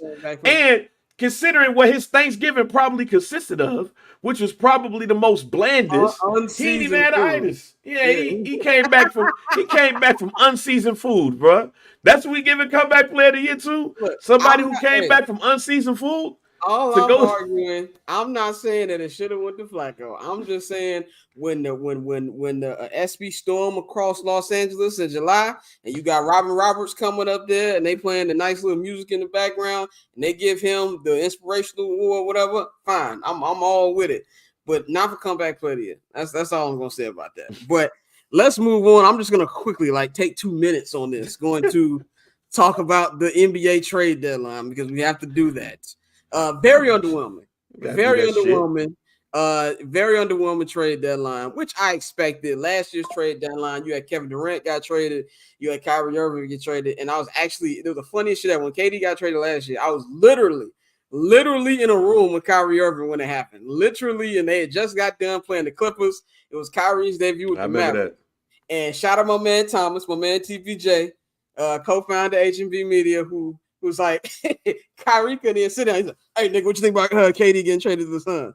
And Kyrie was like, man, can I talk about my game first? But that was a crazy trade deadline. I knew this was going to be like this, but there's 2 notable trades to me that stood out from a role player perspective.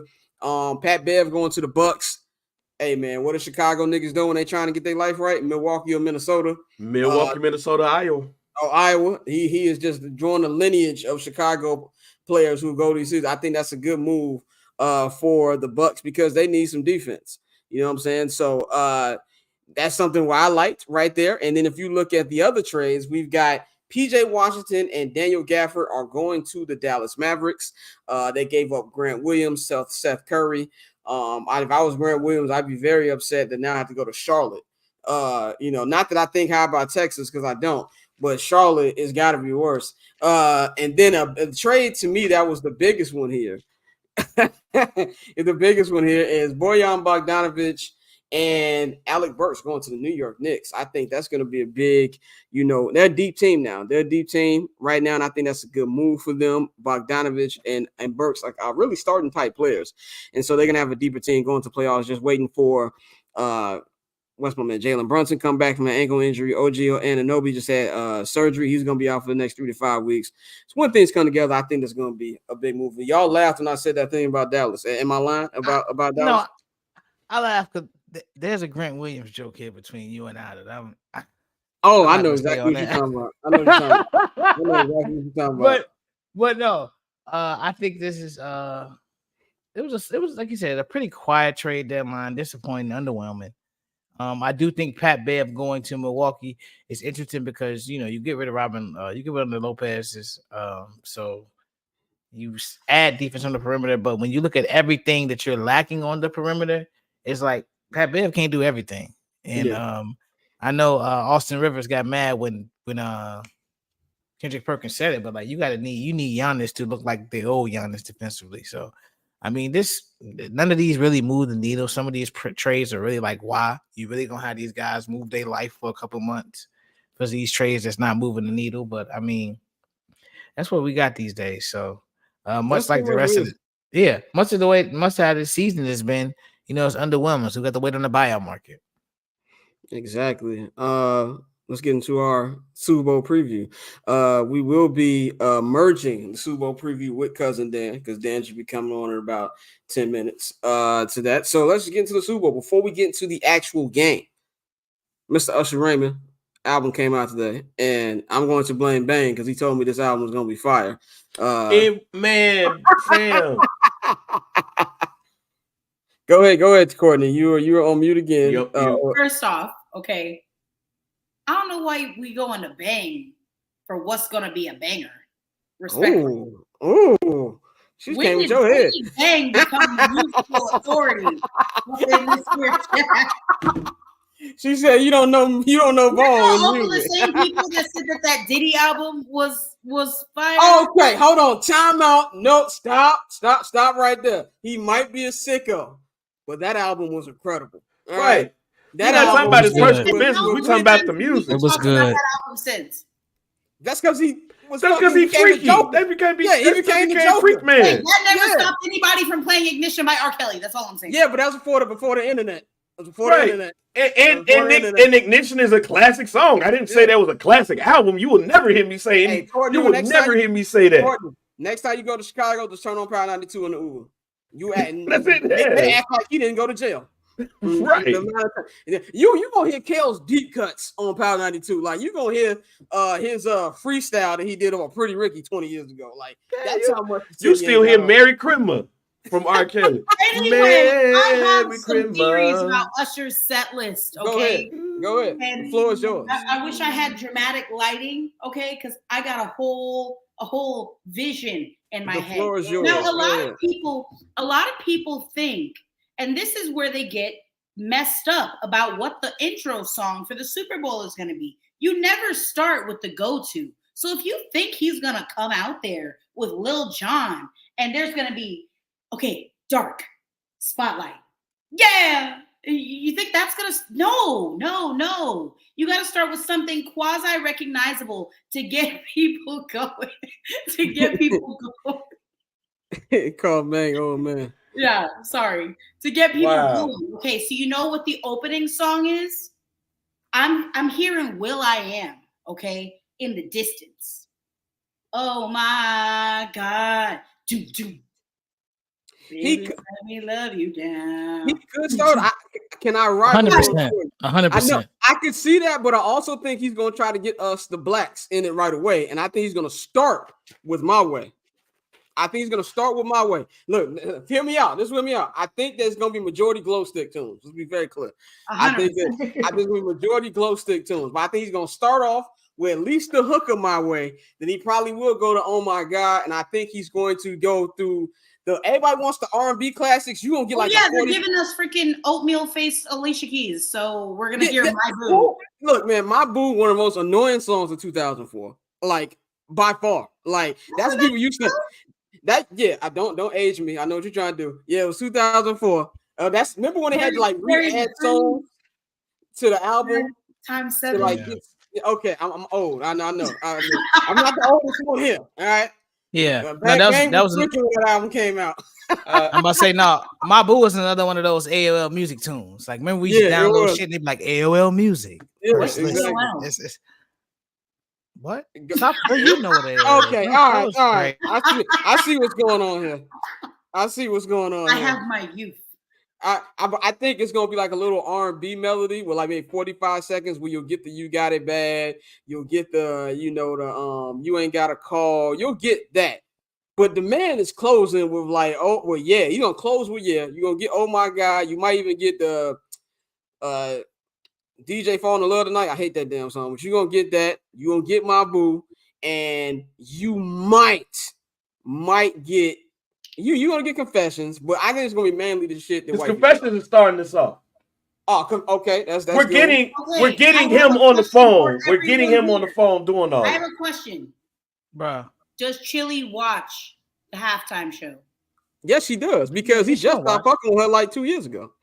That's crazy, bro. Y'all bullshit. Oh my! Like in Vegas after his residency, Oh My God is gonna start the show. That's what whether you like it or not. That shit is gonna start. They're gonna, and I'm gonna say this. No, I'm gonna say this, and this is why I think so. Because even during the residency, whenever he would do his white songs, he would always look around like, "Look at my black fans." Y'all look like what the fuck? All, but like, I don't know if y'all pay attention to the slight flex in the middle of that statement. Dante think he low. If you went to the residency, here you go with the extra shit, bro. Like I'm just saying, but no, I'm just saying. I'm telling you, bro. That's one song that he has that everybody knows. So like that's gonna start it. And like you said, that's a scene setter right there. Like you said, you got the flashy shit, you got all type of stuff. All right, let's put a bet on it. He's gonna ease into the black song. Listen, I have correctly predicted this opening song for the Super Bowl for the past 3 years. Okay, who did this? Rihanna? Who was Rihanna's opening song last year? What was her opening song? Money, right? Yeah. Okay, Bitch Better Have My Money. What did Drake open with? Drake opened with Next Episode. Next Episode. Okay, yeah. It's gotta be a song that when you hear the first 5 or 6 notes, I predict everybody. I predict what's gonna happen is they're gonna do the Confessions intro, and he's gonna do the first. He's not gonna do the whole song. He's not gonna do the whole song. He's gonna do that, and then he's gonna sing that. He's gonna sing that acapella. And then he's gonna go into Oh My God. But bro, you already did that for the commercial. That's why I don't. Oh, they still got to do it. They still got to do it. They're not going to not do that. They're not going to not do that. They may get the ring. You may get the ring, but you're not gonna get the full conversation. You're not gonna get any parts of the conversation. You may get the ring and then the beat drop. I think y'all all make excellent points, and I'm probably gonna be wrong here, but I'm gonna go the opposite and say he starts with at least the hook of My Way. That's what I'm gonna say he gonna start with. But Alex said he said the show gonna be following a playlist and a good choice. If Loving the Club comes on, I might drink a Four Loko. Now here's the question. He said he has guests. Is he gonna bring out Beyonce for the Love in This Club remix? No. Lil Jon has. I think Lil Jon still has a residency in Vegas, so it wouldn't be. Lil Jon and Luda. Oh, Lil Jon and Luda's confirmed along with Alicia Keys. They're all those three is confirmed. Again, who asked for Alicia Keys? And no, not trying to flex. Like Scott tried to put me out there, but like when the residency started, he started with a couple lines from My Way. That's how it started. So if it started like that, I wouldn't be surprised. And they skate out there in that bitch. That shit, song don't even hit like that, so that would be crazy. Okay. Did anybody hear Mully this morning? Huh? Did anybody hear Mully this morning on Monday Hard? Oh man, his old ass was really like very excited. Oh, he does the skating at his residency. Oh, this is going to be an awesome show. Yeah, we gonna get the roller skating tunes and everything, but they extended it 2 minutes. That's why I believe. My brother, But I know a drug dealer when I they hear one. they extended it. They extended it 2 minutes. That's why I also believe that at the beginning of this whole thing is going to be the confession shit with people calling and all of that, and he's gonna sing that, and then it's gonna go into one of those glow stick songs. Not the glow stick songs. Let's bring Dan in here, man. We got cousin Dan Fridays, fresh back from Houston. He's got his Kansas City Chiefs jersey on, so we already know who he rolling with. Cousin, what is going on? What's up, cuz? What's going on, everybody? It's Going good. good, man. Going good, man. What is this jersey that we're rocking? What the hell is that? It's Mahomes. What you mean? Oh my God. What's wrong with that? Nothing. I'm She a big just hating. Nothing. I'm a I big ain't, Mahomes. I ain't got it in me today. I ain't got it. What? So- I don't understand. What the problem is? Well, we making a bet. What song do you think Usher gonna start the show with? Probably oh my God. Okay, Thank y'all, you were her there. You Thank were you. her there. I mean, he got to do A something. man of culture right there. Wait a minute, You gonna Dante. go What for song what? did you pick? I picked Oh My God. Okay, so we Not got only did I give y'all, oh my God, I even gave you like the stage setup, the doom doom. I hate that goddamn song, but it's definitely gonna get played. Oh, it's 100%. 100% going. It's Yeah. one all the glow stick tunes again, and they're gonna close with 100%. I'm mad that y'all keep calling them glow stick tunes. They're glow stick tunes. Like They're when you not, it's just pop. What are you saying? yeah, It's just no, pop. because one of them douche like Jersey Shore ass type beats. Like that's what That's oh my called God. EDM, my It's like brother. Yeah, I call it glow stick music. That's like what I call it. techno, Well, heavily what- bodies Yeah. bodies in the main room music. Yeah, right, exactly, man. What's wrong with oh my God? So you don't like Rihanna? I'm Like not- you no, don't I like what she Rihanna. did with like I love Rihanna, but I also don't look at Rihanna as a vocalist like I look at Usher. So I got like different. yeah, but I opinions mean on he what crossed Usher has. over. You know what I'm saying? No, Like, I get it from a Her business face, perspective. that feels sexist. What? She can't sing? It's not sexist. Rihanna can't. Yeah, sing. no, that's facts. That's That's facts. facts. She don't. Rihanna can't She's sing. not Usher level. Yeah, she ain't on. She ain't Oh, on. no. And no, I she love ain't her. on And I love her. like, yeah, we gonna go through the list of singers, but you don't want me to start that. But anyway, let's get right into it, man. We're gonna merge our Super Bowl preview with also your topics, man. So I'm gonna go through like mix them up together. So let's kind of goes off what we were just talking about with the NFL honors. I see your first topic here. You say fraud ass MVP. Explain to me what you mean by that, brother. yeah, man.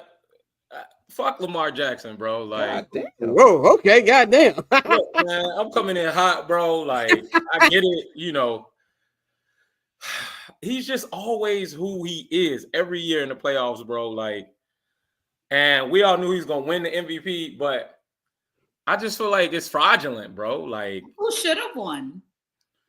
I mean, You better not say that man that plays football in Arlington, Texas. It better Yeah, not listen. be. It better not be. I think Wayne Dak is a little more quarterbacky to me. Oh, No. God. You feel me? Why? 'Cause he's like So, that.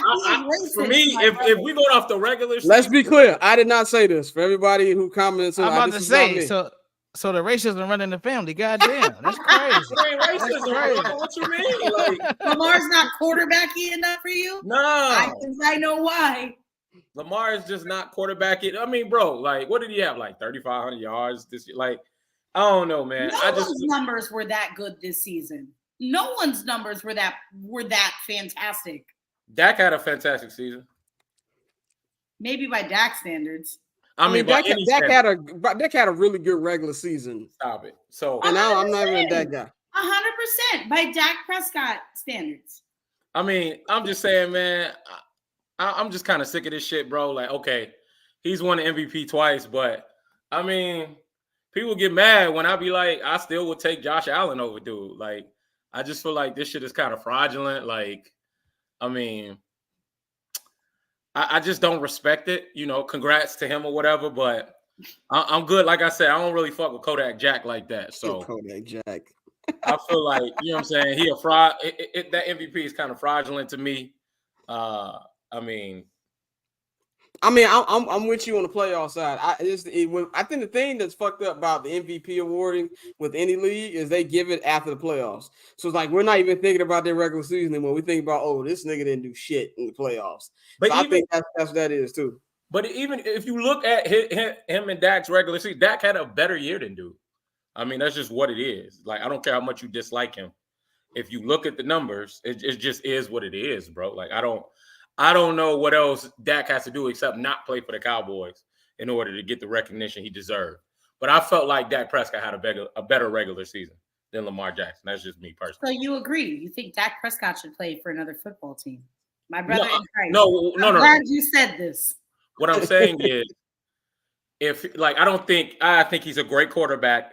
He's just under so much scrutiny because he plays for the Cowboys. If he'd have had that same regular season on ran like the Vikings or anybody, it wouldn't matter. It would not matter. It wouldn't matter. So I'm just saying, I feel like people dislike Dak because of the team he plays for, but he had a better regular season than Lamar Jackson. I think that's fair to say. That's more than fair to say. Let's merge the Chiefs topics, man. Let's talk about Andy Reid, Jason, not Joe. I call that nigga Jason. Travis Kelce, my fault. Travis Kelce. There's been a lot of rumors about retirement heading into this game if the Chiefs do win. Because of I think it's the NFL Films video that came out about Jason being emotional with Travis after they won the AFC Championship game, telling him we need to finish this one more game. There's that. And, he hasn't been, he's been dominant, Travis Kelce, but he's lost a little bit of speed. And then there's also the rumor he's going to run off and just go with Taylor Swift, who we talked about last week on the show. My opinion is this. I don't think either one are going to retire. And the reason I say that is because there's an opportunity for them to do something else that hasn't been done, at least I don't know if it's done ever. If it has only been once before, I don't think it's been done ever. A three-peat in NFL history. It has not been done. The Patriots had a chance to do it. They failed.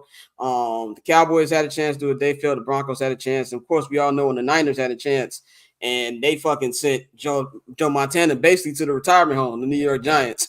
That big-ass hit they put on them. So I think they want to go out there and have a chance to win, 3 in a row. And I think that's why both of them will come back after this if they win tomorrow. If they lose tomorrow, not tomorrow, but Sunday, who fucking knows? If they win, I definitely think that they're not going to retire. Dan, what do you think about the possibility of that? I think it's more likely for Travis to retire than Andy Reid. Honestly, I've looked at his podcast and he talks about like the wear and tear that he's picked up and the pain that he's in constantly. So I could see him walking off regardless of what happens. I mean, he's already like in the Hall of Fame. He's one of the best tight ends to ever play the game. As far as the tight end go, like I don't think there's much more he can add to his legacy except rings and stats. But I can see that happening. As far as Big Red goes, I think he kind of knows. I think he's gonna ride out this Mahomes train until he possibly can. I mean, he would be who would? I mean, I get it. He's old, but you could tell he doesn't carry himself like an old coach. And he has like the greatest quarterback I've ever seen out there. So I think he'll probably ride it out as long as he can. Obviously, we know, and I'm not, Travis Kelce is obviously amazing. I think with Cheetah leaving, we see that it's Mahomes. He's the fucking power behind the shit. And, Travis Kelce can't necessarily be replaced, but you could always find more receivers. But you just don't get a quarterback like this. And I think Andy Reid knows that. So I can't see Big Red leaving. Definitely. Bang. What you think? You've been on the he might retire train. What you think about this one? I'm thinking either retirement or a Gronkowski break for Travis Kelce, man. It is kind of funny and interesting that Eric Bieniemy is back around the team too. So not necessarily. Yeah, he's been back around the team. He actually put in a package for them before the AFC Championship game. Andy Reid had talked about that. I'm not saying that Andy Reid is going to retire and Eric Bieniemy is going to be the new coach. I'm not saying that. What I'm saying is it is kind of interesting because if you do retire, you're retiring thinking that the next coach on the team is The next coach of the team is on the team. So I don't think do we think or do anybody think Steve Spagnuolo could be the next coach of the Kansas City Chiefs? Matt Nagy, Dave Tube. I'm not for sure. I'm just saying though, it is interesting that Eric Bieniemy has been back around the team, and the team has missed Eric Bieniemy. They've openly said like, "Yo, it was great having him back around the team." It was some sources that said that even though Eric Bieniemy is like a fiery character, he yells and all of those things, and the Kansas City Chiefs didn't have that.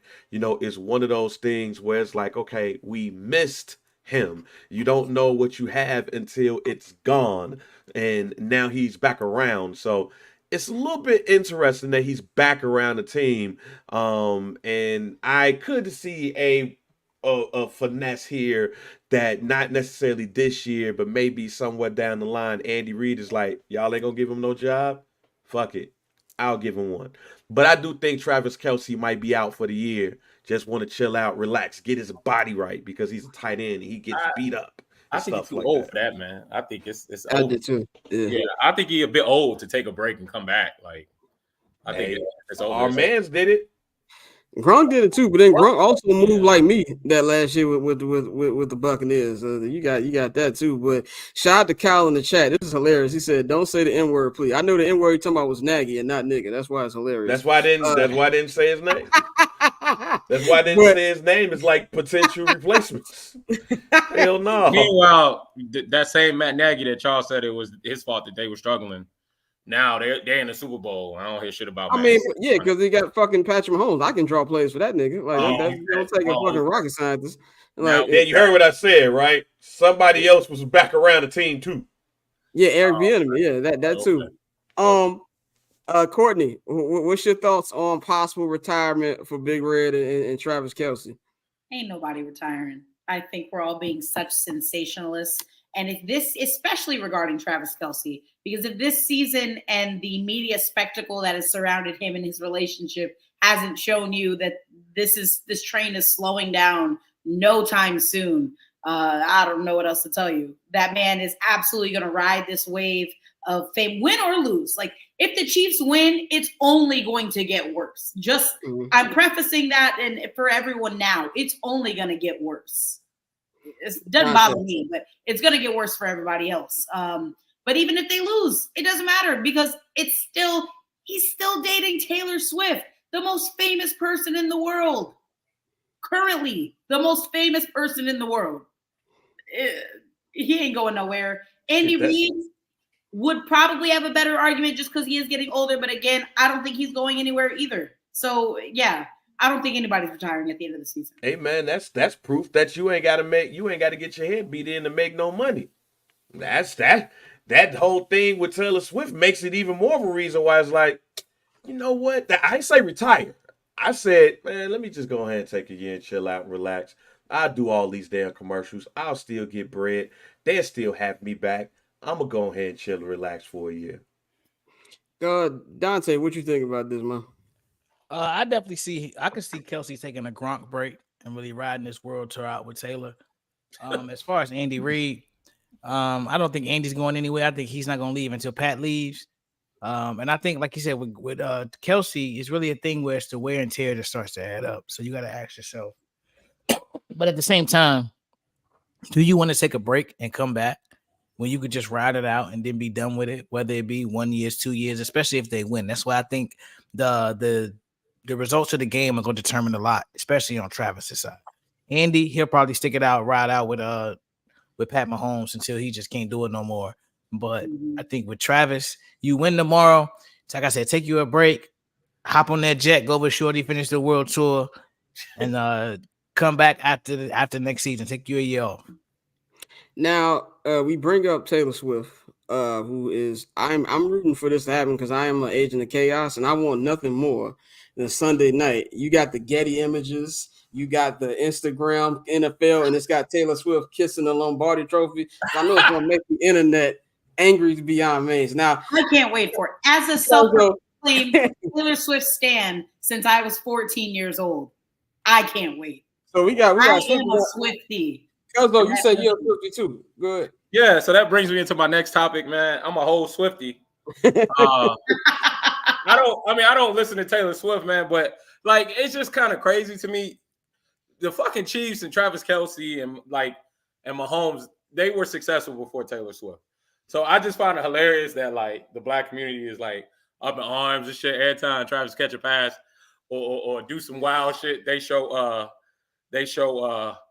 Taylor Swift, and I find this shit hilarious, bro. So if that's what it takes or whatever for the Chiefs to win or for me to choose my side, I'm a fucking Swiftie. I don't care. I need think pieces. You know what I'm saying? I want to see her swag surf again. That shit had me in stitches, bro. Before Travis started cracking her long back ass, he was successful. So I don't understand why people are crying. Like, bro, fuck it though. I'm a Swiftie. That's just what it is. Yeah, this is my only issue. Like, cause I too have joined the Swifties, you know. But welcome. At the beginning of the calendar year, she was dating a Nazi, my nigga. I think that has something to do with a lot of the PR. I forgot about that shit. Who was the Nazi? Pushed. Like, I didn't understand. He was like a super all-right dude. I still don't even understand. Either way, any of that shit that transpired. We don't have to go into details, but I think a lot of that plays into the whole media thing. But no, I think it's gonna be dope. I think like this Sunday, I'm like, I forgot who it was who broke it down. It was like, bro, people are being really oversensitive about this because most telecasts she's on camera for like a minute and a half total. Like they do little 10-second shots to Shorty. It's nothing really serious. Method Man said that on Levitar yesterday. Method Man was like, she's been on. He said through the season she's been on the screen total 45 seconds. Yeah, like it's nothing too serious, but we're gonna see. Let's pivot real quick to the 49ers. The other team in this storyline. The Niners, I feel like, have a title drought that nobody's talking about, obviously because they've been to the Super Bowl and they've won more than the Dallas Cowboys, which is why we don't talk about their drought. But they are coming up on the 30th anniversary of their last Super Bowl, which was Steve Young, Jerry Rice, Deion Sanders. Who's my man? Who's the safety? Yo, Bang. I know Bang know the old nigga references. Who's the nigga who used to dance all the time? He was in the E40 Players Ball video. Burton Hanks. My man, Burton Hanks. Fuck you, Jack. Burton Hanks. My man, Burton Hanks. Like that. Bang is definitely our go-to guy for all old athletes, old songs, any old nigga references. Why I am not running respectfully to Bang to ask for his musical opinion. She said you're gonna take to pull out an EPMD. You should take that as disrespect. But it has been very much so. It has been 30 years since the 49ers last Super Bowl championship, man. They got a chance to get some revenge. Let's talk about Brock Purdy real quick. There's been a storyline that they've been trying to put out there since last year. And it's been gaining more steam as they've been comparing him to Tom Brady, because Tom Brady did come out and with a team who was, as I don't know, they weren't as stacked as this Niners team, but they were pretty stacked. Had a really good defense.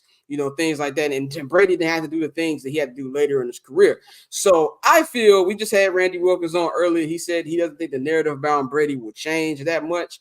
I think from a fan perspective, it won't change, but I do think the media is going to put him in a stratosphere that he probably don't belong in, depending on how he wins the game, which is what we talked about on Monday. Was I feel if he goes out there and he has like a Purdy, like a elite type game, he's throwing 350 yards, 4 touchdowns, which I don't think he will. I don't think Kyle Shanahan's even going to put him in that position. I think you're going to start to bring up more of that storyline that's kind of goofy to me. Dan, what do you think about Purdy and how he's played in these playoffs, and what do you think will change for him narrative-wise if they do win the game and he was the reason for it? I mean, first of all, man, like they should fucking win. They're the favorites. They've been the overwhelming favorites in every game in the playoffs. So, I mean, he has a fucking all-pro at like every position that he has to throw to damn near, or hand the ball off to, or be blocked. Like, I mean, what do I think about Brock Purdy? I mean, I think a lot of quarterbacks could be in his position right now. I think similar to what you saw with Baker Mayfield. Baker Mayfield would be just as successful on the 49ers. A lot of motherfuckers would be. So, I mean, when I see him play, like I think, we watched that Ravens game together. Yeah. And they exposed the chink in his fucking armor. I think there's a certain way you could play him. If you take C-Mac out the game, essentially make it just like a high-scoring affair and be like, all right, Brock Purdy, you got to beat us because that run game You ain't gonna be able to lean on that shit. Get it to these all-pro receivers. I think there's a clear and concise way to beat him, and you can't say that for the quarterback that he's going against. So, yeah, I'm not really a Purdy guy like that. But again, I just feel like his situation is pretty much America. He just like privileged his way into some fucking sweet shit. And now he's not gonna be on Brady's level. None of that shit. Even though Brady did have a lights out defense for a few of them first chips, like, I mean, I don't. When I see him play, I just don't think he's like that. Like, Right. I don't know how to describe it, but when I see him play, yeah, he's more of a game manager to me. But you know, the media gonna push the shit out of it. It's what they want, and that's just kind of how it works. It's America. You feel me? Courtney, what do you think about the Purdy narrative? Do you think it changes if the Niners come out on top Sunday? I mean, I feel like we've kind of seen it trend in that direction, right? Like they're waiting for the opportunity to prop this man up so they can justify this whole, oh, look at those guys that get picked up in the 6th round. Look at Tom Brady. They're not so bad. They're just literally biting for the opportunity to be able to do that. As far as me personally buying into it, I'm with Cam I don't Newton. think any of us are buying it. Yeah, nobody are buying it. The media I'm with Cam Newton, and it's no disrespect to my man Randy. Randy, if you're still watching, I mean this with love. There's a reason why people feel that way. Oh, he succeeds in Shanahan's system, and I mean, yeah, that means that he's not necessarily the difference maker, right? He's been blessed to be good enough to be placed in an elite system surrounded by elite talent. That's if you could throw your way out of a brown paper bag, then yeah, you should succeed under those circumstances. Yep. Dante, what you think about this Purdy narrative heading into Sunday? It's lazy. It's lazy as fuck. I know we love the whole history repeats itself, type of thing, but I think at the end of the day, Brock is really going to have to carve his own legacy. And we've talked about it all season. And I do believe, like we said for several weeks, how he wins this game is going to determine how he's talked about. If it's another one of those games where the defense carries him, CMC goes crazy, and then Brock makes a couple plays, then it's not going to be the same effect as if Brock actually just goes out there and dominates for 4 quarters, because that will lead to a lot of the Brady talk. But like you said, I understand what people are saying about the similarities from when Brady first got in there to when, Brock comes in.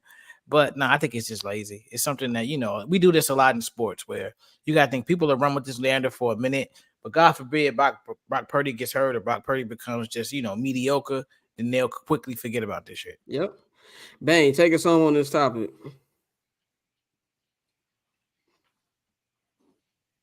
You all right, nigga? I thought I was on mute, fam. I was looking at an email. I was like, oh shit, I'm on mute, but I wasn't on mute. But Dante's right. Like, anytime I hear anything about Brock Purdy, I'm like, okay, that's enough now. Let's get this goddamn game over with. He's either, I heard them earlier talking about how this could be a movie. Mr. Irrelevant could be the name of the title and all of that shit. And I'm just sitting here like, man, I can't wait till this goddamn game over with. I don't give a damn at this point if this dude throw for 400 yards and 5 touchdowns or not. Let's just go ahead and get this shit over with, because everybody's using the same simple thing. And in a lot of cases, not necessarily talking about his football play outside of Cam Newton tripling down on the game manager versus the game changer situation. Even seeing him and Warren Sapp go back and forth about game manager versus game changer. And that was Warren an entertaining conversation. Yeah, and Warren Sapp basically tell him in the beginning of the conversation, no, man, we know that's shade, man. Stop playing. We know that's shade. We know when people talk about game manager, that's shade, even though I don't necessarily think that's shade, but I'm also not thinking like some of the football players on the field who might use that term as the shit on somebody. So, yeah, I just can't wait to get this shit over with. Before we get to Dan's final 2 topics, it is prediction time, ladies and gentlemen. Super Bowl 58, last game of the season. I'm going to go with the Kansas City Chiefs. Like I said, I'm not going to not pick against the Kansas City Chiefs. I'm rolling with my dog Patrick Mahomes. I think this will be a game that will be very competitive, like the game that we saw 4 years ago. I think this will be, I don't say a low scoring game, but it's definitely not. I don't think it's going to be a game we see 30 plus points scored on either side. I got the Chiefs winning this one 24-21. It will be a game winning field goal. And I think Patrick Mahomes will be Super Bowl MVP for the third time, and they will officially be a dynasty. Dan, how you see this game going? Yeah, similar to what you said, 27-24 Chiefs. Think it's going to be competitive. I mean, I think it's funny because you went against the Chiefs with the Bills, though. I did, and I won't do it again. Okay. I never lost faith, unlike everybody else. I knew Mahomes had a switch, so I think he's going to solidify himself as like the baby GOAT, and just run it up from there. Courtney, how you got this one going? We said it already. I'm not betting against Patrick Mahomes again. I do think it's going to be a good game. And if I'm being honest, I wish the 49ers would win because I do think, in my opinion, that it's their time. But no, I'm not betting against the Chiefs. I got them winning 28-21. Bang, you already said earlier you have the Niners. What is your score and how you see the game going? No, I said I got the Chiefs. You said you got the Chiefs. My fault. Yep, I got the Chiefs 31-24. Game-winning touchdown. Travis Kelce will have those touchdowns. And he's gonna win MVP. And then, that's gonna add to your effect of the confetti and Taylor Swift, Oh my God, this is so awesome. And then fucking Michael Strahan gonna give her the trophy. Dante, are we going for a clean sweep with the Chiefs, or are you going with the Niners? I'm going 24-21 San Francisco 49ers. Okay. So no, I know I said I don't bet against Pat, but I do think, the Niners have a complete team. And, I think this is a time, they've had the week off to really get back on track because they won these 2 games and they, haven't played that great. I think you're going to get a great game plan from Kyle Shanahan, and I think they're going to keep Brock Purdy clean, and I think the Niners are going to, like I said, finally overcome everything and get to the top. I think this, Pat will be back, so, he still has, the greatest start to any career we've ever seen, but I think they're going to take an L on Sunday. Before we get to the last 2 topics, Courtney, I know you got to bounce. We got a segment debuting for you on Monday. We're going to talk about a little baseball. Tell the people what they can expect from your segment. Yeah. If you are interested or know someone who's interested in getting just to learn a little bit more about baseball, I'm going to try to keep it a little bit approachable, just, for people who may not know the game. But I'll also still make sure that I keep in some of those more advanced elements for our people who already know the game. And I just want to make sure that they're in tune for what we got going on this season. This brain right here, nothing but baseball stats and vibes. So let's get it.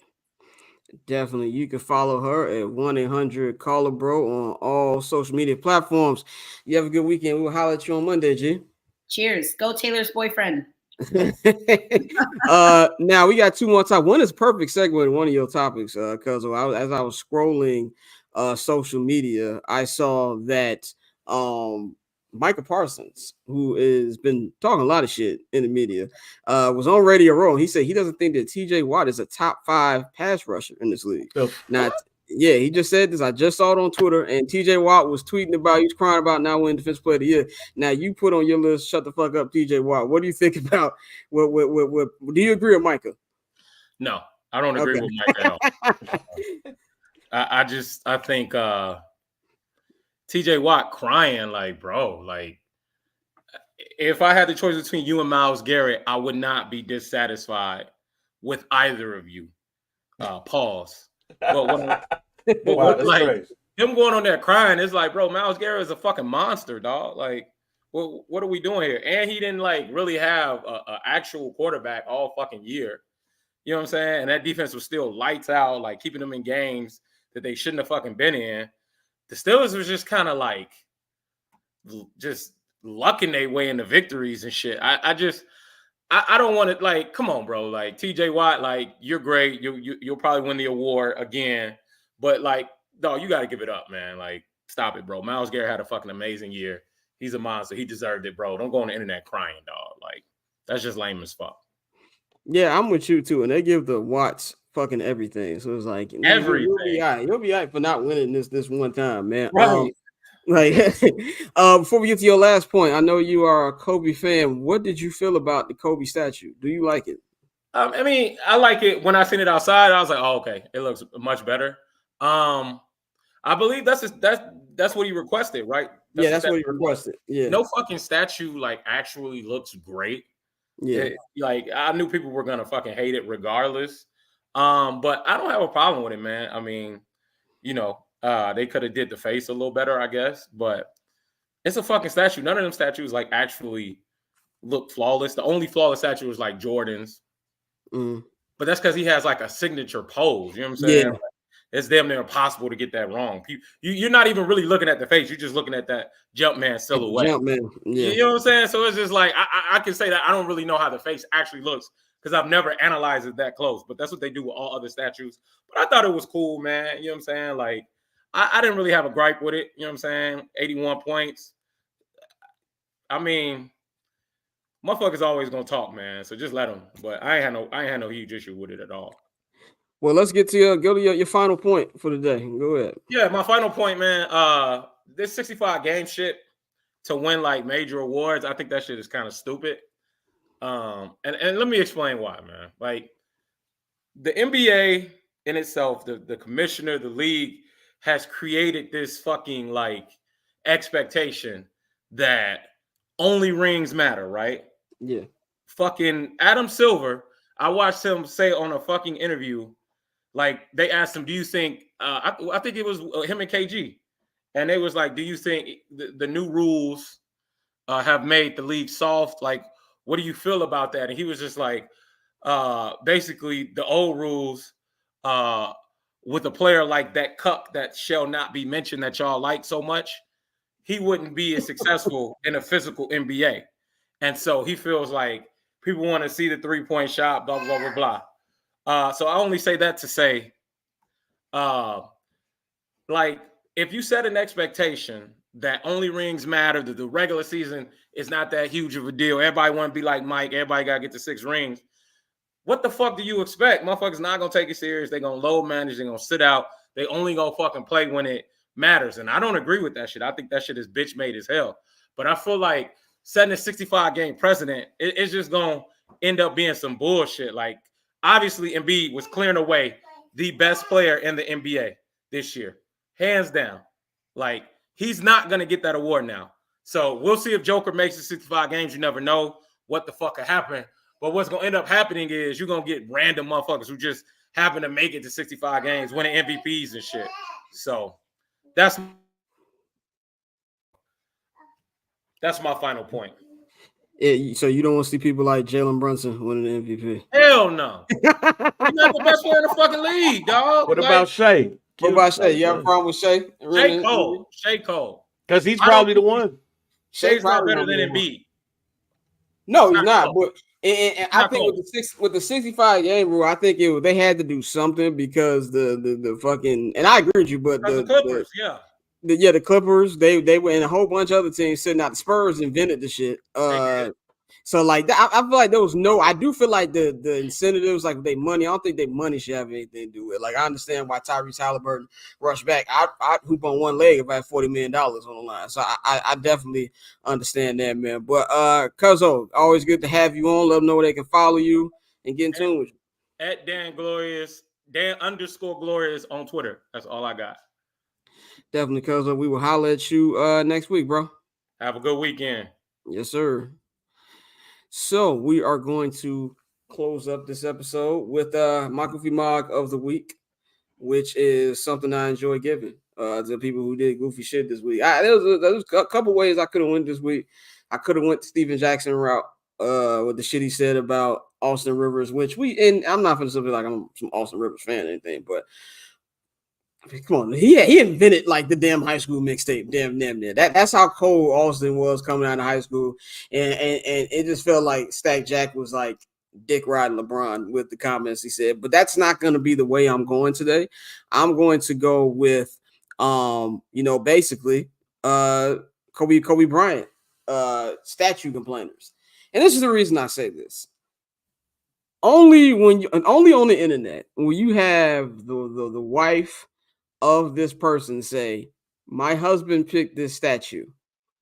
You know what I'm saying? My husband picked this statue, and this is what he wanted. Her words, she said, if you don't like it, tough shit. And only that with the internet say, fuck what she said. This should have been this. It should have been the Jersey Pop. It should have been hopping in the shack. It should have been this, that, and third. Let's stop it, man. Like, stop trying to tell people what shit should be. Like, hey, I understand everybody got an opinion and things like that, but some shit you just need to shut the fuck up about. And actually, I blame myself for expecting more from social media. You know what I'm saying? Like, I definitely am going to blame myself a little bit for that. But if the woman comes out and she says, yo, this is what my husband wanted, this is what he picked, there shouldn't be any fucking conversation about that shit. And it's just kind of like what Dan said about, no statue is perfect. And I did think when they first showed it, I was like, oh, it's cool. You know what I'm saying? I didn't see the full thing. I didn't know it actually had the Laker colors and things like that. I'm looking forward to actually seeing it in person when I do the Clippers-Wolves game on Monday. But I thought it was good. The fact he's getting 3 statues, I think is great. He was going to 24, and he's going to have the one with him and Gigi. I think it's just it was a beautiful ceremony yesterday too. So I'm gonna give my Goofy Mog of the week to Kobe. Statue haters, man. It's not your statue. Shut the fuck up. I see my little cousins in the chat, Peyton. He said I need that shout out, so I'm gonna be a good cousin. Give him a shout out. He's a new father, so congratulations to my cousin. Peyton just had a daughter, so definitely adding to the family, man. So we're going to wrap this episode up. We're getting ready to head to the Patreon. As you can see at the bottom, you can subscribe to patreon.com/Barbers Chair Network. We've got the full Chicago sports local hour, man. Everything in the local hour. We're going to be talking about embracing the reality of the Chicago Bulls. We're going to be talking about the new Sox Stadium, as we're going to hear Dante shamelessly give love to them on that. And we're going to be talking about, 3 Bears in the Hall of Fame. And also Adam Schefter said on Waddle Silver this week that he thinks that the Bears can get a first-round pick for Mr. Justin Fields. So I thought it's pretty interesting. So we'll talk about that as well, though. Bang, Dante, anything you want to say before we get up out of here? Subscribe to the Patreon, yeah, nigga. Subscribe Patreon. Subscribe to the Patreon. We do a whole lot of free talking. You got the 5. Stop playing. Y'all got the 5. Y'all got the $5. Yo, fuck with the boy, man. Hopefully Mike, you'll be joining us in local. We don't know. He texted me, so we're still on standby with him, but we're gonna be recording that right now, man. Shout out to our guest, Randy Wilkins, man. You can get in tune with him. And if you haven't watched any of his work, you need to go watch his work, man. Go watch the 30-30. Came out 2 years ago, but still a goodie. The Captain, which is a 5-part. No, it's actually a 10-part. Doc, I think it's 5 or 10 part. It was a documentary series on Derek Jeter.